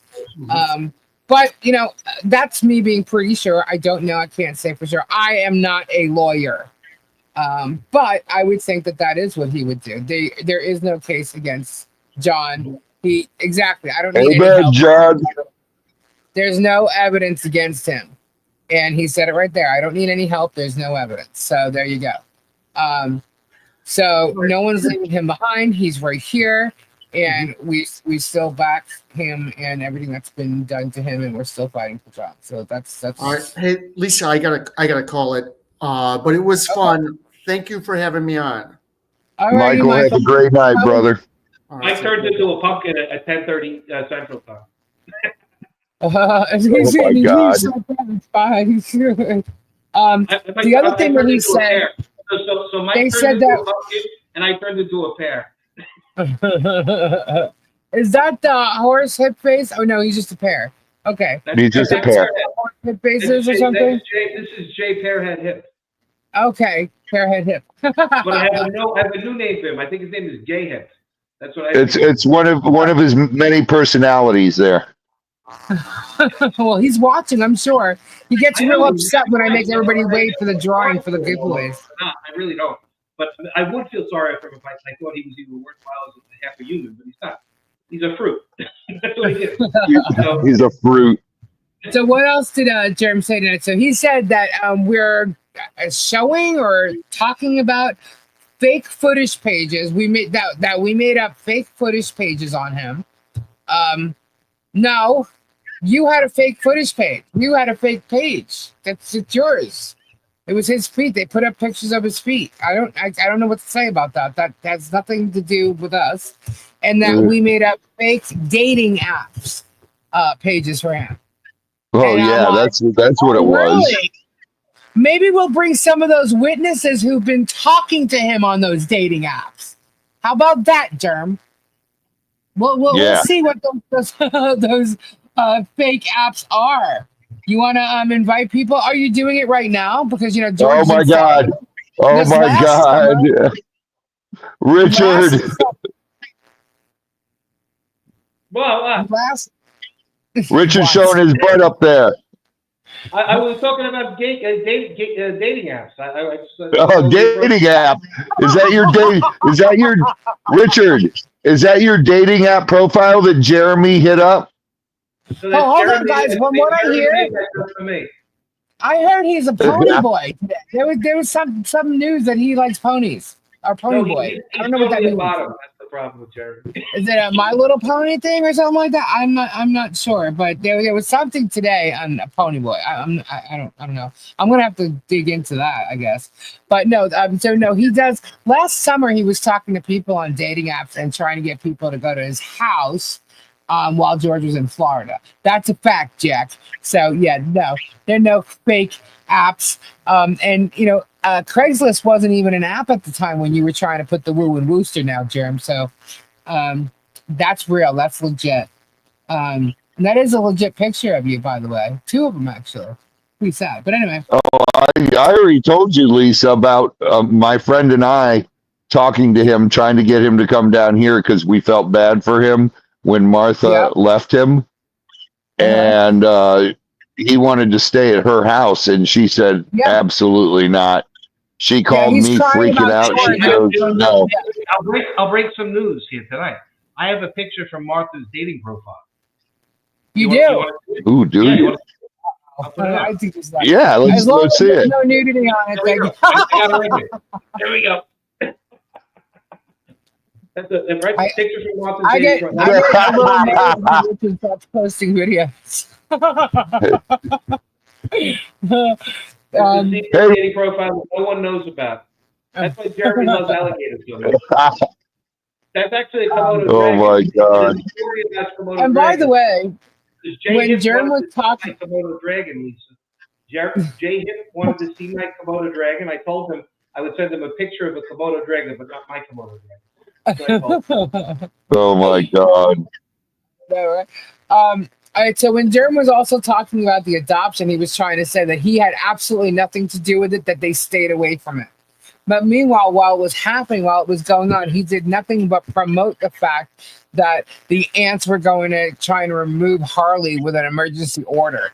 He kept telling people that all along, and people were wondering what's going on.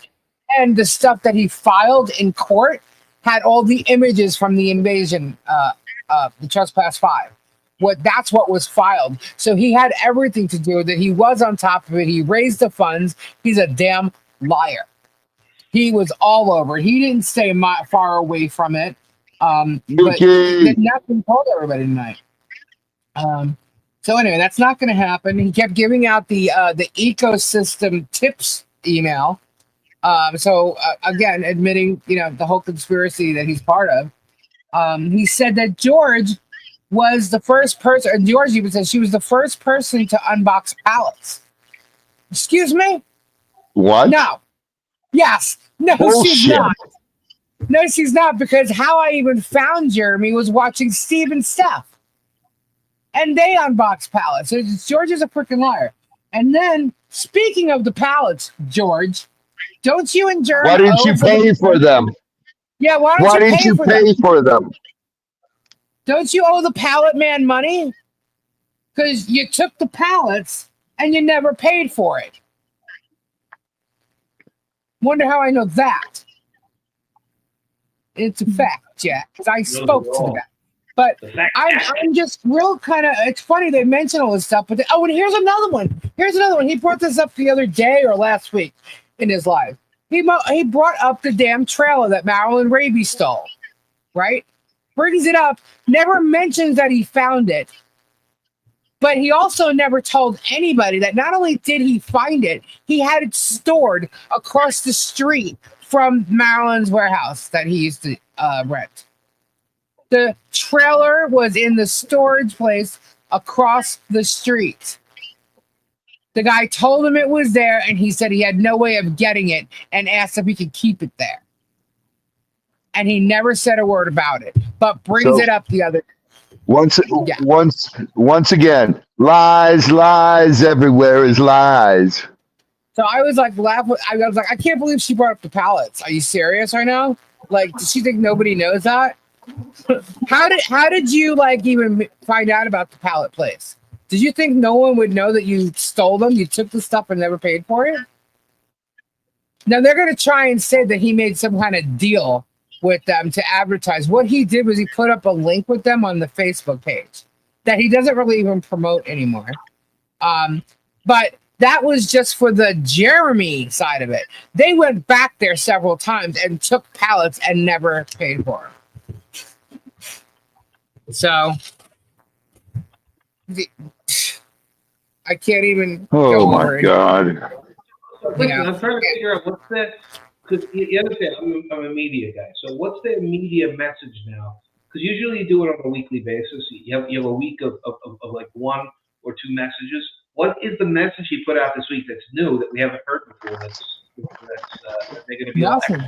So when we go to Tub, and we go to Megan, and we go to Rosalind Duke, who likes it big and black, Rosalind Duke, and Jay Hip, who's gay hip, and the rest of them. We go to them, and they're going to be doing whatever they do. What are they going to be saying? They're going to be parroting back what he said on Sunday. What did he say? Yeah.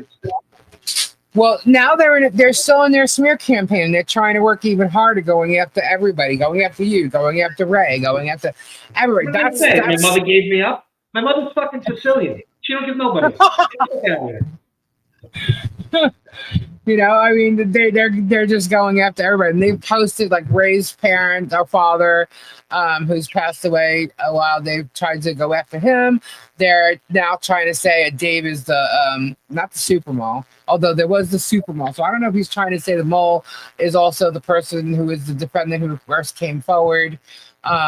He might be referring to Super Dave when like he first started attacking Super Dave, because he said in the beginning that a defendant did this. So how long ago was he going back? You know, I mean, I don't know when, you know, he had issues with Super Dave way before I even came on the picture into the picture. So, why are they? Did he really? Frank? Yeah, he did. Super Dave was in this before you were? Yeah. Oh yeah. Jeremy had copyright stricken him several times. Yeah, and I know he won a couple of them back. He also had MLS's channel shut down. I believe before I started talking about this. See, now I've known Jeremy for, as far as his channel goes, since before the Hoarder House, since before Martha left him. Okay, but I didn't start talking about him and exposing his truth to everything until he attacked Guapo. I was pretty pissed off about the whorehouse, but Robbie, you were pissed off, and I said just let it lie. He will give him enough rope. He will hang himself. And he did. He went after Guapo physically. Yeah. And Guapo was one of his friends the whole entire time that I knew who he was. This is his friend. I'll bet Guapo dreads the day that he met Jeremy in a storage place and they were going off on him, and Guapo went off on them because he was backing up Jeremy. He never met Jeremy, but he was protecting Jeremy. Richard doesn't, Peculiar. So I'm telling Richard. Yeah, he also went after Thomas Collins, you know? Yeah, he's gone after a lot of people. There's not many people that still stay in his realm of, or his sphere of influence, that have met him in person. His sphere of influence is pretty much online. Listen, when I was filming with him, the first people he went after, he was going after, what's her name? The woman who owned the warehouse. Marilyn Raby. And he twisted things to me so much that I felt bad for him. And then he went after Michael, who Mr. I am Levy County. And I could see going after him. Right. And then his mom, who had junk all over his property, I could understand that. Uh-huh. But then it started getting carried away. There was always someone that he was going after. Yeah. And I remember when he first hired what's that cokehead's name? Tube Town. Travis. He was like, oh, Travis. Oh, I'll talk about Travis tomorrow. Travis has some interesting shit he's saying, man. He's gonna be knocked down Jeremy big time. Go ahead. Dude, we would be sitting here filming, and Jeremy would be like, okay, stop for a minute. I got to check my cameras to make sure this guy's not ripping me off. About Travis? Yeah, about Travis. 100%. And he was getting the trailer? That's when Travis was doing work around there and stuff. Right. And it was crazy. And then I just kept and then when he was talking to me and said, dude, he told me and Guapo, he goes, start shit with your neighbors. It's a gold mine. And I was like, dude, I get along with all my neighbors. All my neighbors love us because we give their kids free tours. We give their families free tours and everything. And we get along great with our neighbors. I'm not starting shit with my neighbors. He still sends Deanna to check on Travis when he's at the ranch. Yeah, I bet he does. Well, when someone uses and he's got all your tools that you own and stuff, you kind of wonder, You're right. So, right. I mean, So I mean that's but not that I'm trying to give him any reason, but it is a legit wonder. But we sat there and talked about like Swamp Brothers when I was filming Swamp Brothers. And I told him, I said, look, here's how reality TV works. I recorded it, Lynn. Don't worry. There's drama and there's a payoff. Yeah. So that's how all Travis had a lot to say about that, Jeremy. He definitely had a lot to say about that, Jeremy. I will talk about that tomorrow, Robbie. But here's how it goes. You got to create drama and you got to create a goal and a payoff. And that's how every script writer does it for reality TV. Reality TV is not reality. It is 100% not reality. They take reality and then they script it. And that's why we were Discovery's #1 show. We signed the biggest deal on Discovery Channel in 50 years. And nobody signs for 2 seasons off the bat. It doesn't happen. But the head of Discovery wanted us to replace Deadliest Catch and Orange County Choppers because they were leaving. They were not going to renew the contracts for them. And he wanted us to replace that. So he was putting all the money into us. And when he stepped down and the new head of Discovery took over, Eileen O'Neill, she's an animal activist, and she didn't want anything to do with animals being kept as pets. So she shelved our show. So she's a wokester, right? What's that? She's one of these liberal wokesters, huh? Yeah, 100%. They ruin society. And Jeremy Hales is woke too. People don't realize it, but I've been saying it from the beginning. He's a wokester. 100%. 100%. He's not a real person. He's a fake person. He's a virtual. You know what, Richard? Richard, it's funny you say that because he's really not. He's in disguise as a wokester.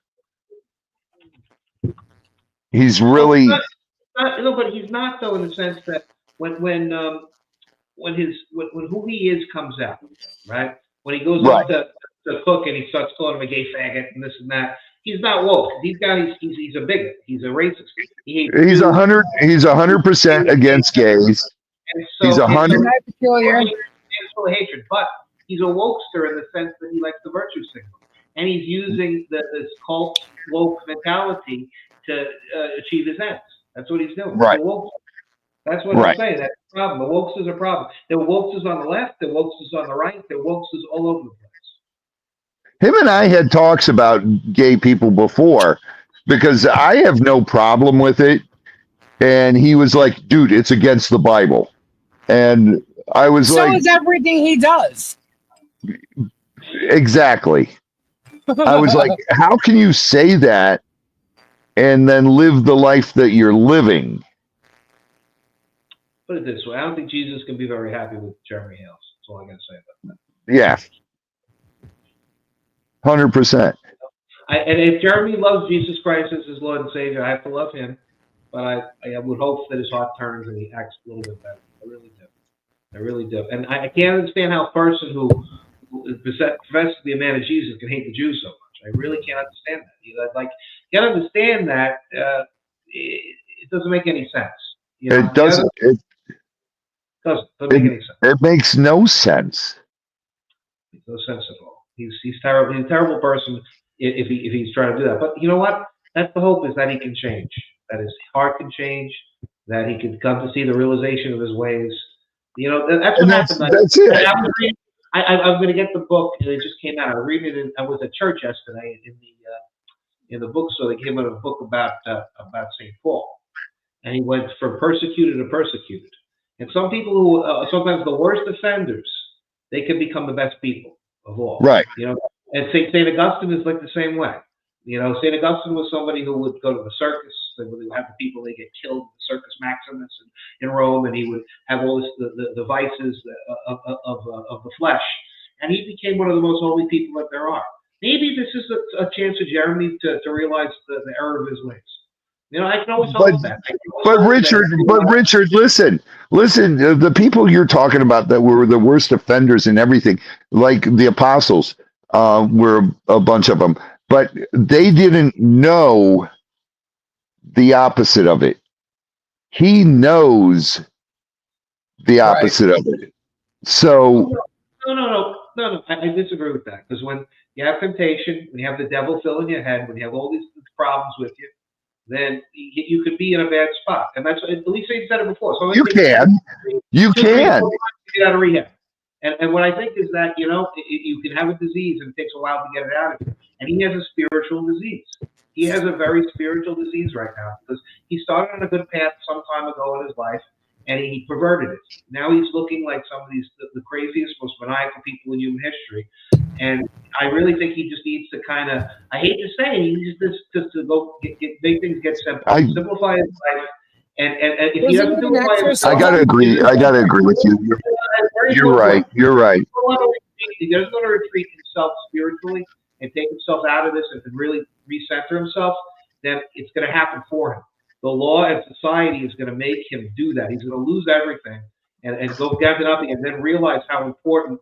That's what I think is going to happen. He's going to have to lose. It happened to me. It happened to me. I'll tell everybody. I lost my way, and you know what? God saved me. God sent me to prison, but God saved me by doing it, because I'm a much better person today for it. And I think that might have to happen. Oh, same here. When it happens, I think it might have to happen. Let's he recognize that he has a chance right now to recognize that he's off the path, and that he can save himself, and he can save a lot of other people, a lot of hurt, and he could be a good person. And if he could step back and do it, then I think he'll be okay. But if he doesn't, I think that society's going to do it for him. I really think so. And he's even had the people that are against him saying that to him. Like, I know Leslie, who doesn't really even know him, like his whole story and what he's been doing all these years. She's just finding out everything. She actually wrote him an email and told him, just please look at what you're doing. Look that, like, you have a power, because you know he's a leader, right? Use it the right way. Use what you have to influence people in a good way, not such as this bad, negative, hateful shit. And, you know, she was just being honest. She didn't have to do that. She didn't have to do that at all. You know, and I'm sure there's other people that have tried and sent them similar things too, that are fans of him, you know, and it's wondering, dude, why are you doing this? Like, your channel was this way, and all of a sudden the past 2 years you're filled with nothing but hate. You know, and you're trying to harm people that you know don't have much, and you're using a child to do it. You know, I'm pretty sure that some of those people that are his, you know, diehard fans, that a lot of them are Christians. Why wouldn't they, you know, send if Leslie, who doesn't know him, can and is in this now, right, and has received all this crap because she's just trying to find out a story and be unbiased, but she's accused of being biased, can turn around and contact him and send him a letter like that. He's got to have a bunch of different emails from people that says the same thing. That's the whole thing. If you come into this unbiased, you're gonna see the truth. You're gonna, you know, be against it. And that's why they attack all these unbiased people. Yeah. They want the people. I tried to be unbiased, dude. And I already didn't like what he was doing. But I tried to be unbiased from the get-go. Yeah, but Lisa, you saw from the beginning what he was about. Mm-hmm. Yeah. You saw it when everything was unfolding with me. Yeah. So that's Guapo was a last thing for me. I was like, that's it, man. I cannot watch this guy play victim anymore when he's actually the aggressor. Yeah. Yeah. Yeah. So, you know, I mean, hopefully he'll change, but unfortunately, I think he's going to have to learn. Does he have a spiritual leader? Does he have like a rabbi? You know, that's what I'm trying to say. It's like, you know, if I had no, he doesn't. If something was happening to me, You could go to a priest at my church, or you go to the bishop, or you go to somebody else and say, you know, Rich is a little messed up. Go talk to him and try to get him the right way. Is there anybody that he has that he would listen to that he got to talk to? I'm sure he knows plenty of people because he was part of that Skyview Ranch. No, I'm But he talking won't. about like a respected elder that could talk to him. I don't know. I would have assumed that he would have known. I would go talk to that person, somebody who's a respected elder, and present the case and say, "This is what I feel, and you tell me how you feel. Is Jeremy over the line, or is Jeremy right, or is Jeremy wrong, or is Jeremy mixed up?" Well, Richard, I spoke to a person in Ohio that he is a respected preacher. Right back and run into the ladies' room. And he's in Akron, Ohio, and he is one person that God says, you know, you don't do this for fame, for money, or anything. He is given up everything in life to preach God's gospel, and he has truly done this. And I was speaking to him. He started watching Jeremy's thing, and he actually called me and asked me if I knew this guy. And I was like, yeah, I used to film with him. And he went back and watched the stuff. And he goes, Robbie, he is a false prophet. Yeah. He is 100% a false prophet. He is a lion in sheep's clothing. Robbie, it's worse than that. He's hurting people. He's hurting people left and right. And that's what my buddy Louis said. And it's a shame. It really is. It really is. Louis was like, children, the way he's doing it to his own children, to other people's children. He's listen. Before the cops and the FBI and everybody else gets involved, I think he can handle it like in house. Who can we handle it in house with? Does he have somebody that could grab him and say, you know, get your shit together? I'd rather see him that, because you were inside. I was inside the feds. I don't want to see him go inside the feds. He'll lose 4 years, 5 years. It'll suck. And I don't want to see him do that, but it's going to happen to him if he keeps down this road. And I really don't want to see it happen. I don't want to see anybody go inside the feds. But, you know, the fact of the matter is, I want to see if we can help him. That's what I would like to do. I think he's crying for help. I think he really is. That's what I'm saying. Good night, Carol. It's really it's crazy. Listen, personally, even after everything Jeremy's done to me personally, I honestly have no ill will against him. I just want him to stop hurting people. Exactly. That's it. I've never met Jeremy, but I think he might be a good enough person, and I would break bread with him if he really wants to change his ways. If he wants to come to common ground and he wants to do so, I would do it. But you know, the fact is, I'm ready for war with him if he wants to go that way too. Right. You know, you have to be. I'll tell you what. There's only one way to go in this life. That's peace through strength. And I will always go for peace, but never be fooled with the fact that I won't be full of strength. And I'm not prepared, and I don't have a plan to destroy you down to the molecular level. And I do have a plan to destroy him down to the molecular level. And it's going to be very, very hurtful to him. And I don't want to destroy him, and that's how it is. I would like to see peace. I love peace. You know, that's how Trump operates. Trump.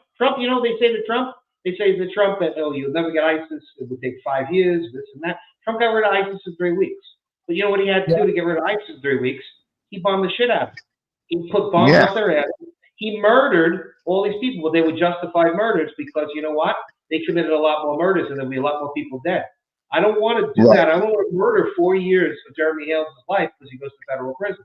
I don't want to do that. But if he wants to keep on pushing it and doing it, that's why I don't think I can tell him. Probably I don't think anybody can tell him. I think that he needs a figure in his life, in his past life potentially, that he looked up to, or in some way, shape, or form, a hero from his childhood or his adolescence or his formative years that could tell him, Jeremy, come on, take a step back. Let's take a deep breath. Let's try to figure out how we fix your life. And I don't think that's the problem. I'll put him down if I have to legally, but I don't want to have to use the legal system or any other system to do that. Richard, every night in my prayers, I pray for him. Yeah. I pray for him every single night in my prayers. Yeah. And that's just the person. That's just the person I am. That's the way I was raised. We see you, Marla. I turned my volume down for Marla. Marla asked me, Richie, you're very loud. I'm like, okay. I didn't know how to volume setting. I'm like, look, oh shit. My volume was at 200. I turned it down to 100. I'm like, okay, good. No, like, Richard, it's not that. It's not that. Your slapback is loud. I understand. We can't hear him at all. I understand. Yes, I did, no, it's not. You're not loud. It's the slapback. You got to put more stuff in that room to deafen the sound. I'm brand new. I'm new here. I'm brand new. Get the fuck out of here. Of course. In a few weeks, the place will be packed. I'm just like, it's got it. I got a couple boxes on my ass. I got so many couple boxes. You kidding me? Fuck out. Your voice is bouncing off every wall in there. Yeah. The room has the echo, yeah. Yeah. I'm part of the echo chamber. Of the Jeremy Hales echo chamber. Jeremy Hales echo chamber. He's in the. There it is. There's the Jeremy Hales echo chamber. We found it. I made it. All that's in here is a bottle of K-White jelly, a cardboard box, and a blow-up alligator. That's all that I have in this room. It's the echo chamber. Richard, I swear to God, if I hear a toilet flush, I'm going to kill you. He's been sitting on the toilet this whole time. Oh, that's funny. God. I think the Phantom would have been better. Holy shit. Oh, my goodness. You know what, Richard, Richard, you want to hear the funny thing about this, Richard, is we actually recorded a song, my vocals in a shower because the slapback in there was so good. So when we recorded our demo, we actually did it in my apartment shower for my backing vocals. Really? Okay, guys, let me let you know something, okay? Robbie is wearing shocks, so his microphone is coming, I mean, it's like right there. So he can't really, you know, as I can't turn it down, I can't turn it up. Turn it up and down, which is why when he coughs, you hear him loudly, okay? I know people have said that. So that's why you hear Robbie the way you do, because he's wearing shocks. It's not a microphone. And a lot of times I will cough on purpose just to annoy the Jeremy Hales people. The minions. But no, seriously, I hope there's redemption for him. Like, let me say this. 3, 2, 1.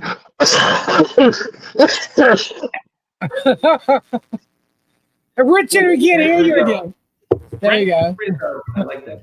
No, but he wanted to wear pants. I said, of course I'm not wearing pants because it's June in Florida. I'm wearing shorts. And it's hot.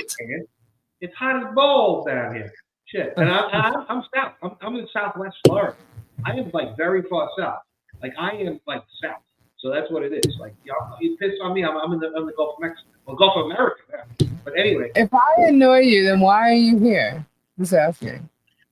Who said that you annoy them? Jeremy, trust me, bro, fells. Oh man, I'm sorry. Not. No, but seriously though, like I hope there's redemption for him. I hope there's redemption for everybody. But this guy is such a narcissist, and he's so far out there. You know, like when you would ask, is there someone that he trusts or whatever that he could talk to? He's his own leader. I mean, I really don't even know. I hope there is. I would think he knows enough people because of his preaching days.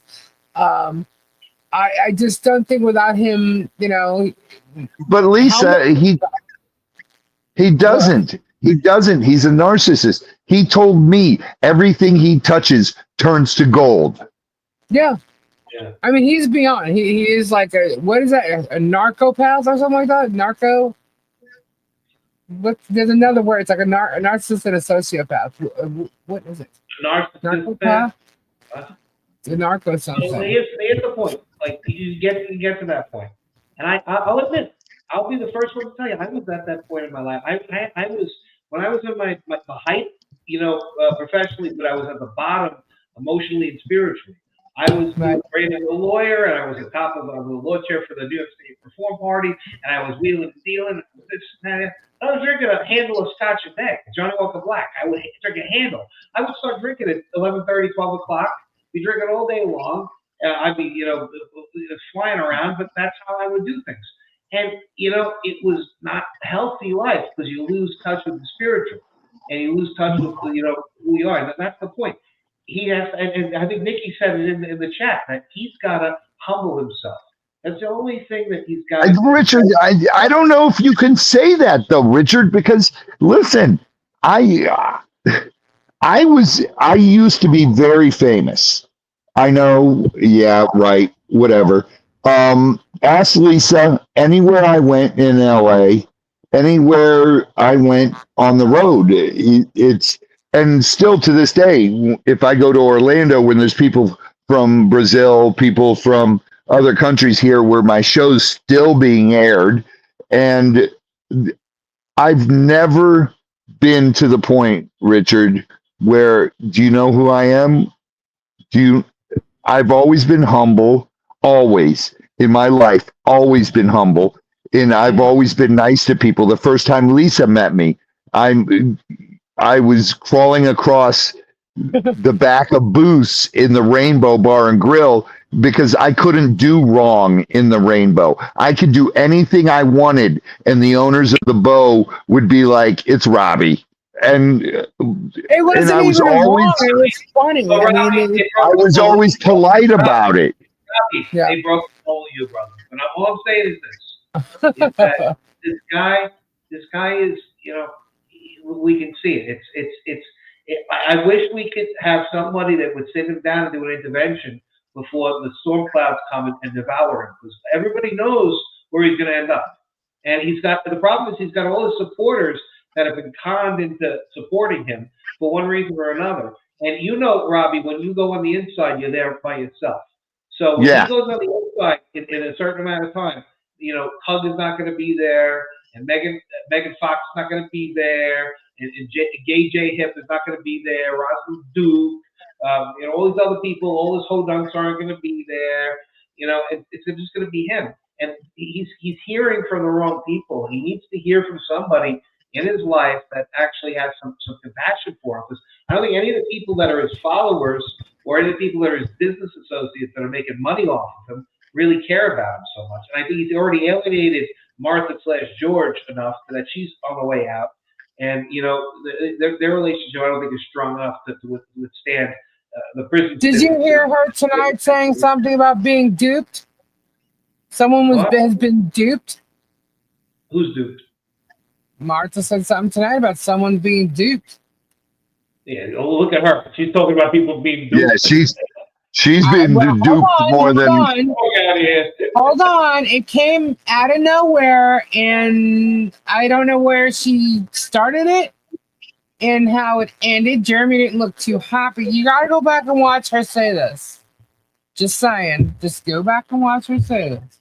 Listen, the first time Gatorland asked me to do this as a favor to them. And they said, look, he seems like he's a good guy. He seems, and they know how I am. I'm like, sure, let's do this. And the first time I met him, it was all about, oh my God, dude. And I said, listen, the first things first, I'm not a celebrity. I'm no different than you, dude. And then we can have fun. But don't treat me any different. I've done a lot in my life. I'm very proud of everything I've accomplished in my life because I've worked my ass off to accomplish those things. And it's nothing that you can't do. It's nothing anyone can't do. It's just don't take no for an answer. Set a goal and do it. And Yeah, she said accomplish the it. person that Richard was living with was duped. She said, what? The person that Richard was living with was duped. Who's Richard living with? I don't know. Back in the day, I don't know. they must have all been duped because I didn't get into that. Holy cow! But no, well, put it this way: I've already been very public about the fact that my first marriage was a disaster, and I was a lot to do with it. But you know, the fact is that my ex-wife turned state's evidence against me to the FBI. She ratted on me to the FBI. And I've had a lot of issues with that because I have trust issues now. I'm dealing with therapy. I'll admit that. That the fact is that you have somebody who's supposed to be a best friend. And you should. And she ratted on you to the fucking FBI. You know, and so maybe if they want to talk about that, listen, I'll go on to Jeremy's show and talk about that. Fuck, he can bring her on and talk about that too. Ask her why she's a rat. But the fact of the matter is, you know, it is what it is. You know, I've had my. You should pray for people like him. Life goes on. It is, but you know, I hate him for being a rat, but I love him for loving Jesus. If he really truly loves Jesus, I will love him for that. But that's the problem. You know, I'm Italian, and so it's like, you know, you've been to Italian dinner. It's like, you know, the octave level, the decimal level will go below about 85 the whole time. And so at the same time, you love it, this and that the whole time. That's how it is. But you're from New York. You're Italian. So it's a very complex thing. And you know, this guy's a Germans are stunad. I wish he would find his way. I wish we could have a come to Jesus. Good night, Ernie. I wish we could have that. I wish we could sit down and break bread. And I wish we could have a peace before there was war. I've been through enough war in my life. Robbie, I know you've been through enough war in your life. We don't want another war, but you know, and we don't welcome another war, but we'll face it because we're next. We'll face it. Another war. Right. But the problem is that we've learned, the crafty old fucks and treacherous old bastards, that we know how to win the war. Yep. That's how it is. Yeah. Yeah. You know, Jeremy's never been to war in his life. He's had a very cloistered life to this point, and doesn't know what he's in. We're not I don't think he knows what he's in. We're not the type of people that turn tail and run. No. We are the Spartans. We're the 300. We stand our ground, and then we advance. So we don't care. I look in the face of death. I look to the abyss many a time, and I don't think Jeremy has, and I don't think he's prepared to, and I don't think he's ready to do what he needs to do to win this war. I think that I am, and I think that, you know, he's got a big problem. Oh, Richard, he's got a problem. It's bigger than Andrew coming at him. Andrew, yeah. Let's see. It's big. Did you read? You read the anti-slap the other night with us, right? Kyle, what's up, sweetheart? Dave MLS's motion. He's got big problems. But Lisa, I'll tell you what his big problem is. I haven't even written my answer and counterclaim yet. I could do that in a matter of about 3 hours. I've been writing discovery requests. I've been writing interrogatories, document production. That's where you kill a guy like him, because you get to do the legal equivalent of a proctology exam. You get to shove it right up his ass and pull everything out that's in there. That's what the law allows you to do. The federal rules of civil procedure, the rules of the Northern District of Florida allow you to go in there and examine every little morsel. And that's what I'm going to do. That's what I'm trained to do. Hey, Richard. Yeah. Did Rips get a hold of you? He sent something over to me. That's Rips? Yeah, okay. Yeah. I saw that. I was worried that it was like a spoof. You know how I'm a very distrusting person. You know, I told you just now that my former wife turned state evidence on me to the FBI. Richard, that's my lawyer. He loves you. Rips, I'll talk to Rips then. Okay, then I'll talk to him. He loves you. I'll talk to her. Have him call me. I like the phone better. I really don't. The email, I don't like the email only because, you know, I'm one of these guys. Okay. Yeah, I know. Yeah. You know how like they were outside the Ravenite, John Gotti and the rest of them outside the Ravenite at the phone. They were all bad. This and that, the other thing. I'm not going to put anything in writing. Yeah, exactly. So it is what it is. Yeah. No, Yeah. I think we can listen. I would love to resolve this. And look at today's date. Today, what are we at? June 2nd. Yeah, June 2nd. Today's the 1st, right? It's Wow. June. Oh wait, is it Gabe's birthday yet? Yeah, it was 33 minutes in. Actually, no, it's 12:13. Sorry, I thought it said 33. 13 minutes. But it's today's the date, and I'm asking Jeremy. Jeremy, I'm gonna extend you the olive branch today. Listen, even if you don't want to end this lawsuit, let's sit down and we'll do a real sit down. We'll pick a place. We'll guarantee your safety, and it's not in your territory or my territory. We'll sit down. Keep the fucking lawyers out of it. We'll sit down, me and you, wherever the fuck you want. I don't care where you want to do it. Want to do it in Florida? That's fine. We'll do that. We'll even go to the other coast. We'll pick some place on the other coast. Neither of us have people. We're not known, and we go there. Our safety will be guaranteed. You bring one guy. I'll bring one guy. We'll sit down and we can talk like men. We'll get a place and we can set it up. I make that offer to you now. You can reach out to me anytime you want. We'll set this up. But before this thing gets crazy, because if it gets crazy, it's going to be a big problem for everybody.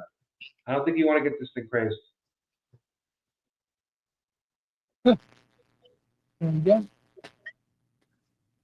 Yeah. So are you going to answer this before you're served? I got to see what I'm going to do. I'm waiting to see what happens. So the beautiful part about it, he hasn't served me yet, is that I have no clock.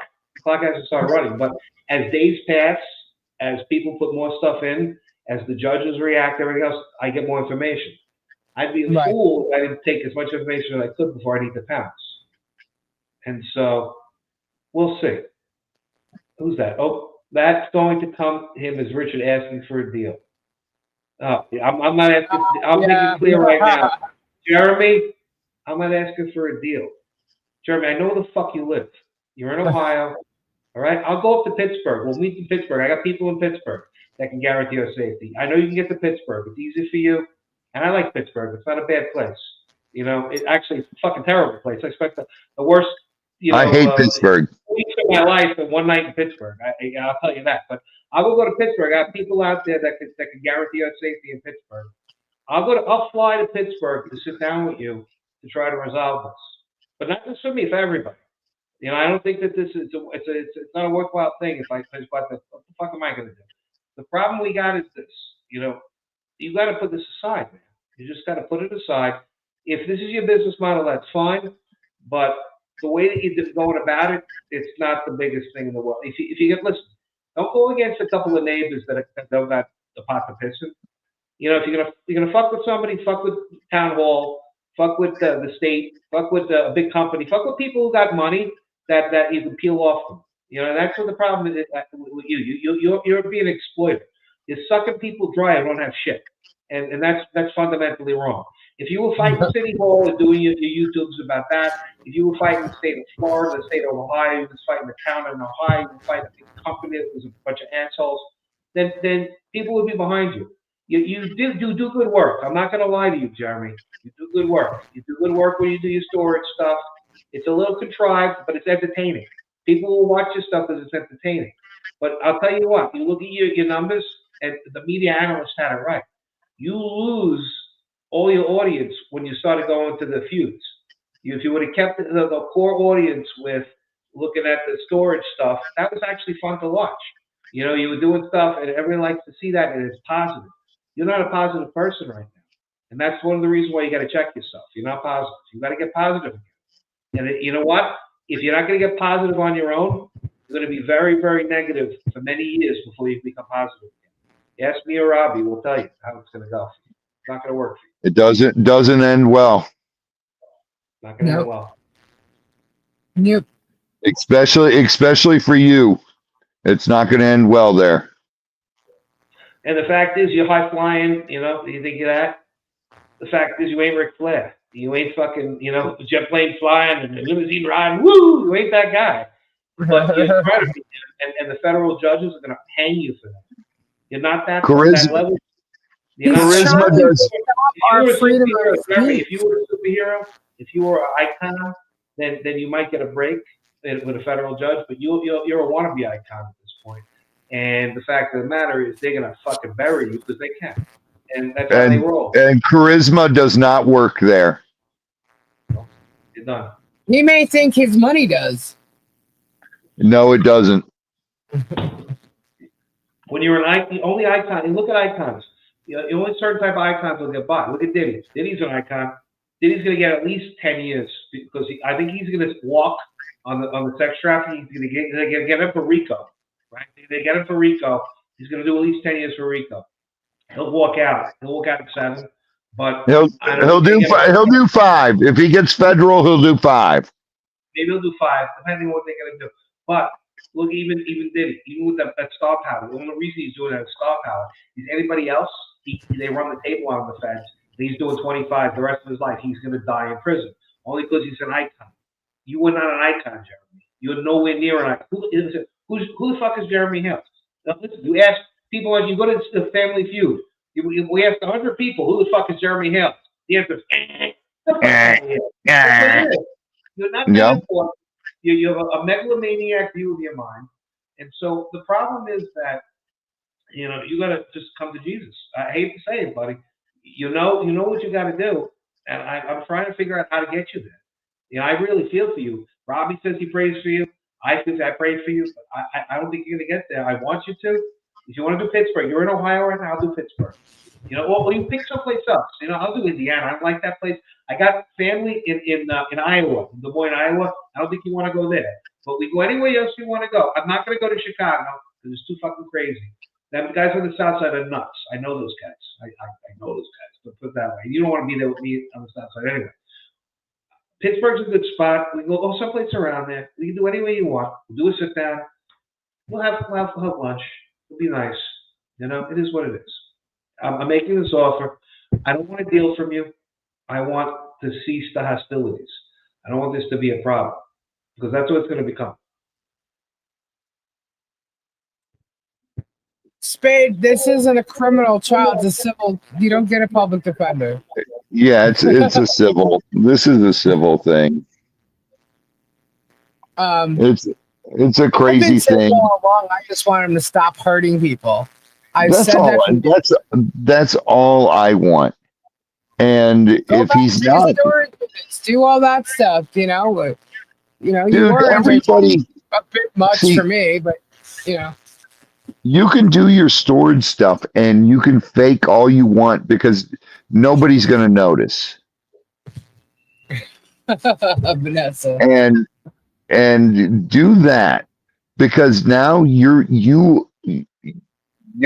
running with dogs and you can't sit on the porch and piss like a pup and run like with the dogs because it doesn't work. It doesn't work, especially if everything you keep going, people are going to bring stuff out against you that, dude, you are going to face federal prison and you don't want to go there. Well, that's the problem with tax returns, Robbie, right? Tax returns, yeah. They get you. There's a book that they wrote a few years ago called 3 Felonies a Day, right? If you're a person that works in finance or anything else, you commit 3 felonies a day because there's so many felonies out there. Fucking rattlesnake. What the fuck? Who the fuck thought that was a fucking federal felony, right? The fuck? I agree with Kim Chess. I do. The problem is that the more shit that gets out there, and then you have some prosecutors, because these prosecutors are the worst. And I'll tell you, the problem is that they're lawyers, but they're prosecutors. You have to be a certain type of sadistic fuck to want to be a prosecutor. There's a few good prosecutors, the ones that want to go in, get the accolades, get the education, then go out and do like criminal defense. Yeah, they're real people, a family. The ones who want to be real prosecutors are the ones that the sick people that want to punish. They are sick. And they want to be sadistic. And so they see somebody with any level of fame or notoriety at all. Well, like, Richard, the thing about it is, the thing about it is their bosses push them to be this sadistic piece of shit. Yeah. That's right. And that's where it loses all touches of reality. Yeah. We have out of control prosecutors nowadays. You know that, right? We have out of control prosecutors. It was never like this in human history. You understand? No, it's never been. It started with Obama. Oh, fuck yeah. No, started with Bill Clinton, but don't get me started. Started with Started with what's his name? The FBI director under Clinton was Louis Freeh. Louis Freeh was that. Bob Mueller and James Comey. Those fuckers, FDNY. I have an article I wrote about a guy that he railroaded for $1,200, kept him in federal prison for 2 years. The $1,200 worth of alleged stolen goods. And so don't get me started on the shit that those people did. But before that, there was never these problems. You understand that?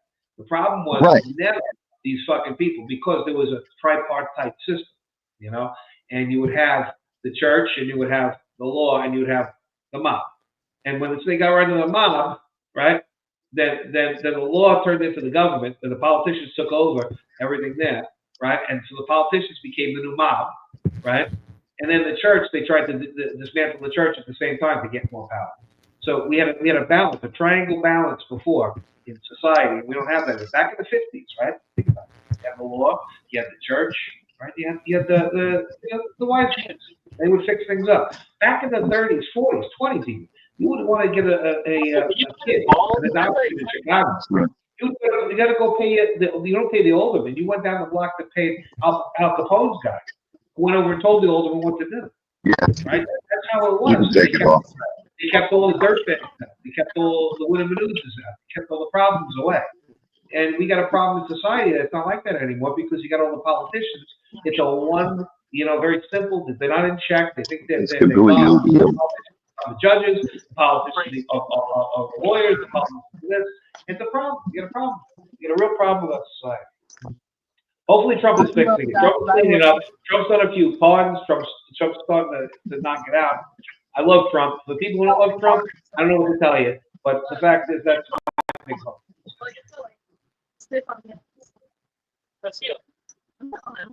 Who's that? Is that Robbie? Is that you? I heard something in the background. I thought it was Robbie. It was me. I was checking on Piper's cat. Oh. Yes, guys, it is Gabe's birthday now. He's sleeping now. He'll be on tomorrow night. Go jump on him. Wake him up. No. Go jump on him. No. Kyle said go jump on him. No, well, Kyle's got different ideas, okay? You want to see what Kyle sent Gabe. Edible panties. 2 kinds. He's crazy.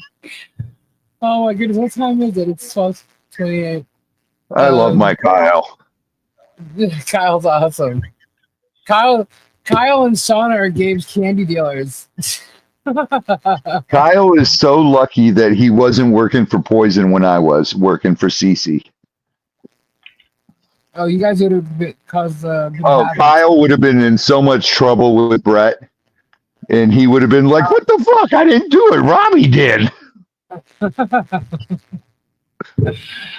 Oh my gosh! So Richard, I'm really curious. I can't wait to see your response to this. I'm wondering if you're even going to get to it. I'm going to tell everybody something very simple. I don't want to have to respond. Right. I really hope that he comes to his senses and I don't have to respond. But if I that's what Richard. That's what Rip said. He goes, "This is so stupid. Do we really want to do this?" It's not that it's stupid, Robbie. It's the fact that if I do respond, he's going to be in a world of hurt. It's going to hurt. It's not going to be reversed. It's going to hurt. It's going to be a problem for him. It'll be a big problem. I know he's watching this, or I know he's going to watch it tomorrow. Oh yeah, he's watching. He's probably had a smirk on his face for the past half hour. Honestly, I believe Tim Chet's on that one. But You know, I mean, so because we got all right. So David Helm responded with his motion to dismiss, which is a killer motion, I believe anyway. And then you have Marla. Bruce is going to respond, I think, tomorrow. I answered. I responded just with a motion for an extension, which I think I should get because everybody else did. But you know, we'll see. You're gonna get it no matter what. Yeah. And you know, then I guess John and Michelle have to respond as well. And then whenever my extension's up is when my, you know, I'll either throw a motion there or whatever. So there's still time, you know. No one else has been served. So He didn't serve me. yeah. Richard, Richard, question: do you have to respond when you have not been served? No, you don't. And that's what Richard's waiting for. I'm waiting for. My response is already written and just waiting for it to be served. I'm sure Richard's is already ready to go.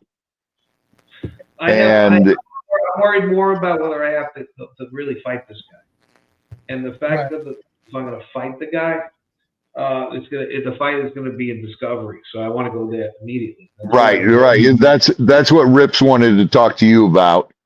I don't think like everybody else wants to do motions of the Rule 8, Rule 9, Rule this, Rule 12, and I'll put all that stuff in my answer, and I won't prejudice my right to put a motion in. But what I really want to do is I want to get to discovery, and so I want to start asking for questions right now for discovery, for documents, interrogatories, you know, things, all sorts of shit. And when he starts trying to deny it, I want to move the ball forward because you're going to do 6 months of trying to deal with his motions. If I'm doing 6 months of trying to get through his discovery bullshit, then we're going to get to the promised land a lot quicker. And the promised land is tax returns, the promised land is business records, the promised land is all this information, his emails, all the shit that he's got to put out there, all the emails with all the honucks, emails with all the people, like we get emails with Megan, we get emails with Hug, we get emails with Jay Hip, we get all the emails with George, we get all the emails. So let me ask you this though: what if everybody else is still going through motions and you're going right to discovery? I mean, does that matter, or does it all have to be in sync? What? Well, they're going to try. No, it works. They'll try to argue the thing, but the problem is this. That's about what I got to do right here. I go in and I say, I want all this shit. Fuck you. I don't care about motion to dismiss, motion to strike, motion to shotgun, motion. I don't care. Give me my shit. This is the shit I want. Rule 26 says I get this shit. Give me my shit. He'll spend a month or two trying to argue that I don't know, I shouldn't get the shit, right? But at the same time, he's arguing with you people about motion to strike, motion to this, motion to that, motion to that. So by the time I get in front of the judge and say, Judge, I've been asking 6 months of my shit. They've been asking for other stuff, but I'm asking for 6 months of my shit. Judge, where's my shit? And the judge will say, he's right. He's been asking for shit for 6 months. Where the fuck is it? That's the argument. That's what I want to do. That's all I really want. I can't do about the motion bullshit. Fucking Bruce is big. Bruce is like, I'm going to file a motion for this. I'm going to file a motion for that. Motion for Thank you, Samfire. Samfire. I don't give a fuck about no motion. I want to get the meat. And that's what Rip said. I'll pull down my fucking pants. I'll show him my asshole if he needs to see it. I don't give a fuck. But he's going to do the same for me. And it's not going to be fun for him if he does it. Not going to be fun for him. Not going to be fun for him at all. Not going to be fun for him at all. He sued the wrong one. When he sued me, he sued the wrong one. That's all it comes down to. I was so excited when I saw they added you. I'm sorry, Richard. Listen. Oh my God. I immediately texted Brian. I'm like, they just added Richard, and he goes LMAO. Well, I've been saying it from the beginning, though. Richard, Go ahead. No, Rips has said from the beginning. Yeah, Rips has said Rips has said that this is the best thing that ever could happen when he added Richard, because Richard is going to throw so many loops, so many things into this, and they've got problems in New York. Be Robbie, a nightmare. Yeah. So Becky, I'm sorry. Becky, to answer your question, I do not have to respond if I have not been served. I don't, but I can consent to serve because my sacred honor might be at issue. That's the whole thing. I was the trial by combat lawyer back in New York. I was on the cover of the New York Post, right? For the trial, I told another lawyer that I wanted to do trial by combat and stab his fucking client to the death. That's what I told him in the middle of the court, because he said that I did this and that and the other thing. So you can always answer by consent. You can always consent to somebody. They said, you did this, this, and the other thing in a file court document. And you can always walk in court and say, here's my answer to you. Here's my response. Go fuck yourself. Because that's America. You can always tell somebody to go fuck themselves in America. That's the beauty of this country. And so, you know, that's what I may very well do if this thing doesn't, you know, go the right way for everybody. But I'm ready for that. I've been preparing for the real battle. The real battle is discovery. The real battle is getting all the materials together and everything else that's going to destroy this man. And you look at it this way. It's like a ship fighting another ship in the ocean. You're doing broadsides, right? You know the old battleships. They're doing broadsides with a cannon and a bang, bang, bang, bang, and you shoot a cannonball. Every time you shoot a cannonball, the ship sinks a little bit into the ocean. The other ship sinks a little bit in the ocean. And I was like, well, I don't give a fuck. I'm a submarine. I'm an amphibian, motherfucker. You're gonna shoot me in the side. I'm already under the fucking water. So I don't give a fuck. What are you gonna take from me? You can take nothing from me. You've got nothing to take from me. There's nothing that you can take from me. I can only take from you, motherfucker. And that's what Jeremy is at this point. He's at that point. He doesn't realize it yet. His lawyers hasn't explained it to him. Oh, can Luthman get this from me?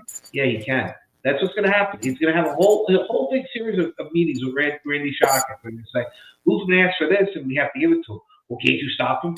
No, I can't. You know, that's what it's going to be. And that's why I'm saying I'm going to do this the off ramp from the bullshit. You're going to do motions.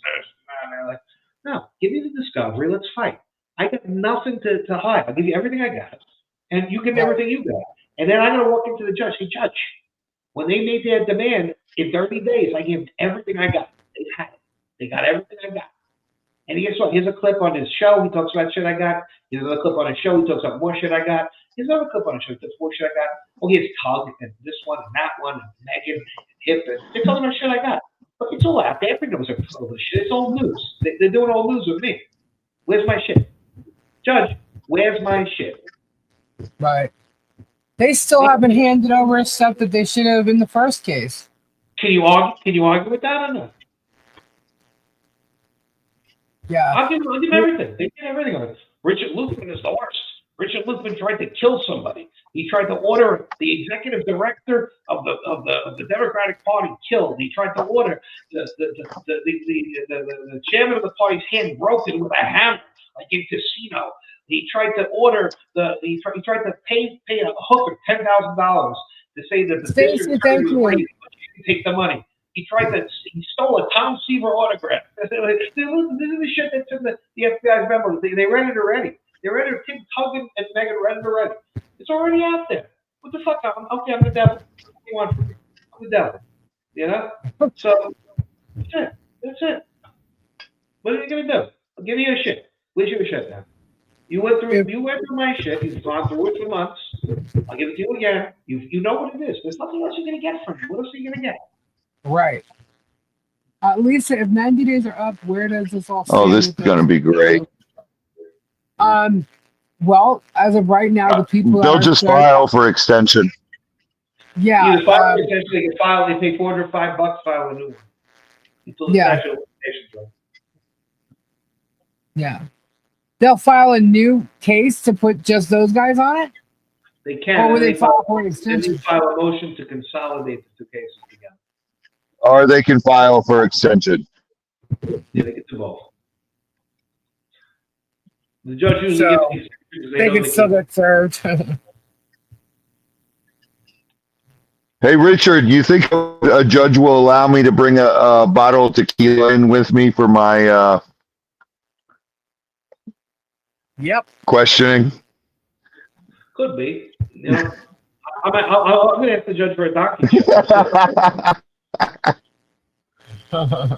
Oh my God! More content. That's what they don't understand too. I'm not there to try to win a case. I'm trying to have fun because I know I've got the case won already. After discovery, I know I've got the case won already. Yeah. To go to trial, it's just going to be like a friggin' all-star game. You know, like it's gonna be that much fun. It literally boils down to the freedom of speech. And I don't believe how he's going to get any jury to agree with him at all. You know? He's trying to stifle freedom of speech. Yeah. He's a moron. I mean, to me, that's what it boils down to. You know? It's not, this case That's is what not Rich about was saying. He was watching all this, and he goes, the guy's preaching freedom of speech, and yet he's trying to shut up everybody's freedom of speech. Mhm. Right. He's a moron. Yeah. I mean, that's what it comes down to. No one's tried to hurt his business or anything. They're trying to, if anything, I'm telling the truth about all his lies because he's hurting people and I want him to stop. That's what I've been saying all along. So, oh, Lord. Miss Lori. Ouch. I bet she's been praying that for over 40 years. 48. That's why I said over 40 years. That's well, you know what? Hopefully not. You know, I mean, maybe it's his mom or his dad that needs to talk to him. They won't have anything to do with him because they can't talk to him because he's not reasonable. You can't speak to this man. Mm-hmm. Everything he knows better. Yeah. Oh. He's a liar. He's just a piece of shit that hides under religion. And it's gone too far. Yeah. And he's made it that way. So, yeah. I mean, it's You're not attacking. like, You are attacking people under religion umbrella. And it's funny because none of these other Jim Jones, none of the other ones attack people till they had their followers on their own little area. Yeah. which is what he thinks he has. So, you know, I don't know. I don't know. It's messed up. But anyway, do we have it? No, we don't have a good win in it. Hard to talk Lori, to someone that thinks they're right all the time. It's true, 100%. Lori. It's true. Good night, Dusty old dude. But guys, you should go watch the show and listen to his BS. Dusty old dude, good night. God bless and prayers. Listen to George and what she says when she talks about being duped. That might have been a triple blink, guys. Go back and listen. Jeremy didn't look too happy about it. Yeah, it made no sense when she said it, and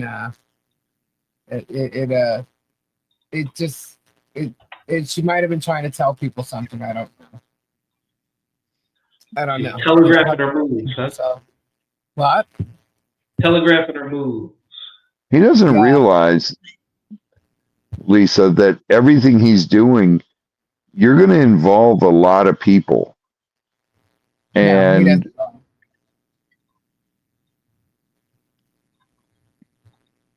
when this comes down to, I mean, it's already there, the whole freedom of speech thing. I'm just waiting for one thing to happen. And once it comes down to just being about freedom of speech, there's going to be a whole hell of a lot of people jumping on him for doing what he's doing.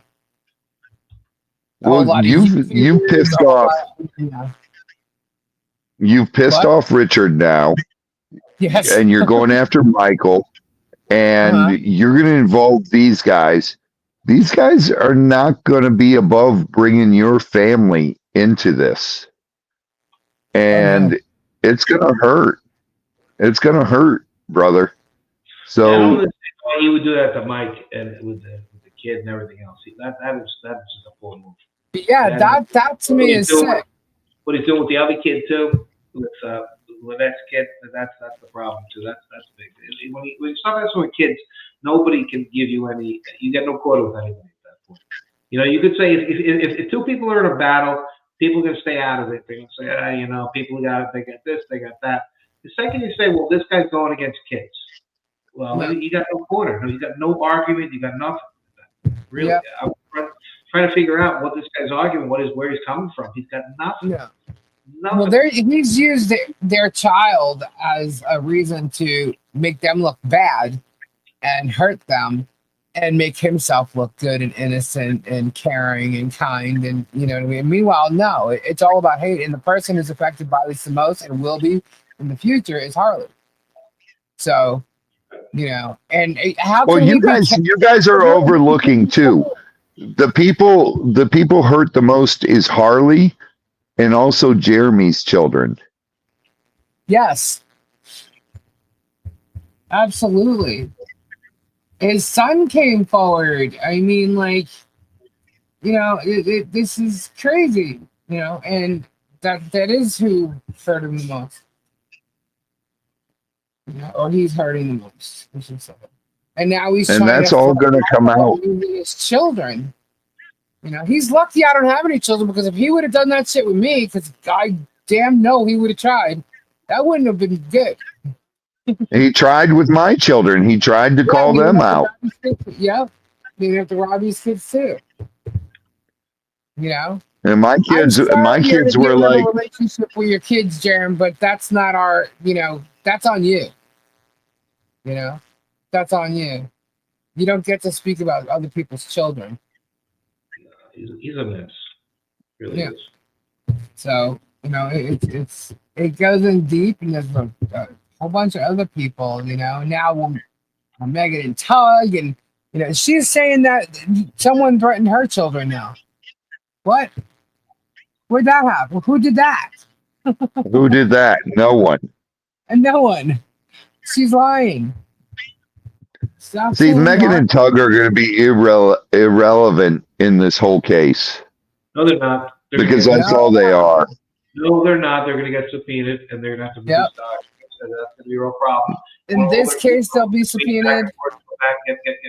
Going back and forth, they can be abused, because as litigants have privilege and ability to go to the court and ask for, you know, things to happen, witnesses don't. So they're going to be left at the mercy of the whole fucking process, and it's going to be glorious. That's what nobody's That could be bad. They don't realize it yet.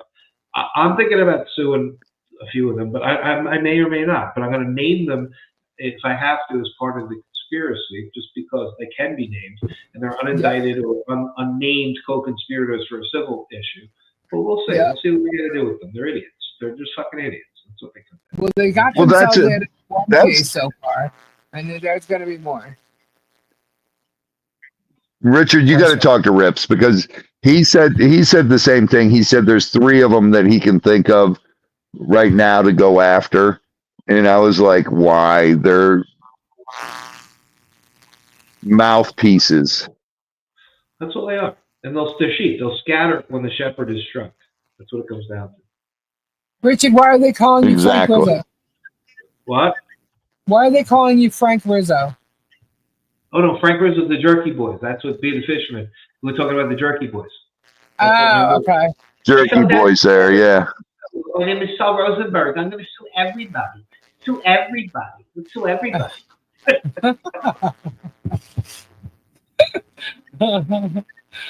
The Jerky Boys. Oh my gosh. Remember those guys back in the day? Yeah. Oh my gosh. That was like back in this Cousin Eddie days. Yeah, years ago. Oh my gosh. Jerky boys, that was in the 90s, right? That was Yeah. like the early 90s. Yeah, it was. Yeah. Yep, late 80s, early 90s. Wow. All right, guys. How many? We only have 5. I'm going to be on again tomorrow night with Mischief Monday with Legally Leslie. Leslie's actually put out some videos today. She's playing with these peeps so bad, man.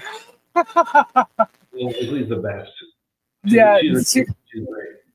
she's a trip, man. I saw a video. She is awesome. She's a My Little Pony. Apparently Jeremy likes ponies, so she's okay. She's like, well, let's all play with our little ponies, and she's a clown, so she you gotta go check out her videos. Leslie's funny. She's very serious when it comes to the law, but she's got a comedic heart, and she does do stand up sometimes. So there's a lot to learn about Leslie. So Leslie will be on tomorrow night. And then Tuesday, Rich, are you going to be on the jury room? I'm gonna go in the morning, right? We got a morning thing. Yeah. Yeah, 10 a.m. All right, cool. So very early. So, and tomorrow I'll be up very early too. It's Monday, so I'm gonna be up very early. This is like a labor of love I'm doing with you, staying up till almost 1 in the morning. I'm usually up, no, really, on a Monday, especially because I'm in a meeting. I'm up at like 5:30, 6 o'clock just to see what's going on. Oh, really? That's what I'll do is I'm gonna wake up early and maybe I'll take a nap. I actually can't even tomorrow take a nap. I wish I could. Maybe I'll try to take a nap. We'll see. Yeah. Tomorrow you're going to spend all day soundproofing that room. I have too many things to do tomorrow to do that. I wish I could. I got to go get boxes. I got all sorts of stuff in the garage. I got to get terrible. I got a honey-do list. You know how that is. I wish I could. I got my. Richard. All you got to do is hang towels all over it so it absorbs the echo. I don't know what I got to do here. And get out of the bathroom when you're doing it. No, I wish. So I went to the bathroom. I put on Jay Hip's face when I went to the bathroom. Yeah, Jay Hip's gonna be disappointed tonight. These people are. I know you didn't get to see my Komodo dragon. You saw a Komodo dragon, but you didn't get to see my Komodo dragon. I know that. Gay hip is a fruit. That's how it is. That's what it is. Gay hip is a fruit. So. Oh my God. Alrighty, guys. So we are going to call it a night because we will be back. I'll be back tomorrow night with Leslie for Mischief Monday, and then Tuesday morning at 10 a.m. you can find Richard, I believe, Mike, Bruce. Wednesday we do the unknown. All right, we're gonna do that. Yeah.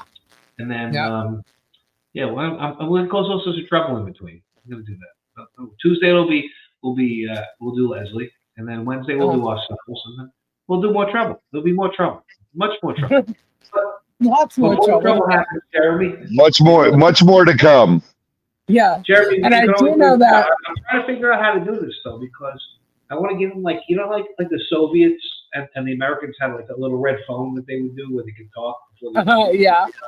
I'm trying to figure out how we can leave a message without looking like a bitch, so that he can make a message to say, I'll sit down with you. Because it's not, put it this way.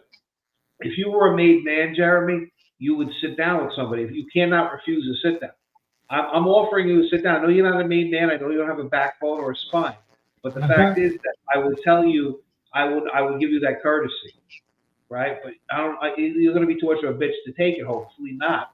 I would like you to take it. But if you're going to take it, I want to try to find a way that you can save face to do it. I know how you're going to roll. You're like, he said this, and he wants to make a deal with me, and he's going to go to jail. All I'm saying is that if you want to sit down and try to stop this for you, right? It's not about me. It's about you.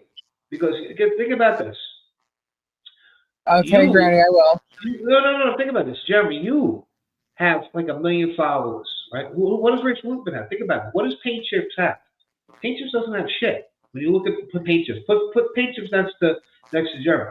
I have everything to gain from taking you down. I actually want to take you down because I can take your carcass, hang on a fucking a stick, walking through the fucking place and be like, look who I killed. I killed the guy with 1 million followers, and I'm like the hero. That's the great narrative for me. So killing you is the best media narrative that I have. Killing you in the media. I'm killing you. Now he's going to take that word very seriously, by the way. Yeah. The word killing you, just so you know. No, I'm telling you right now, I'm not trying to kill him. The pigs will do that. But legally. You will be killed in the media, and then you're going to go to jail, and you're going to be canceled, and you'll be done. And I will be the one who will get the glory. It's like I'll steal your mana. I'll steal your life force. I'll take it out of you. I'll be the one who wins. If we do a sit down, you can keep your mana, you can keep your life, you can keep your houses, you keep everything, and everybody moves along. And I'll be okay. Right. Good. I don't need to kill you to eat. I can eat on my own. Legally. So it is like Legally. I'm do a mercy because that's what it is. It's about mercy. That's what it is. I've learned that. It is what it is.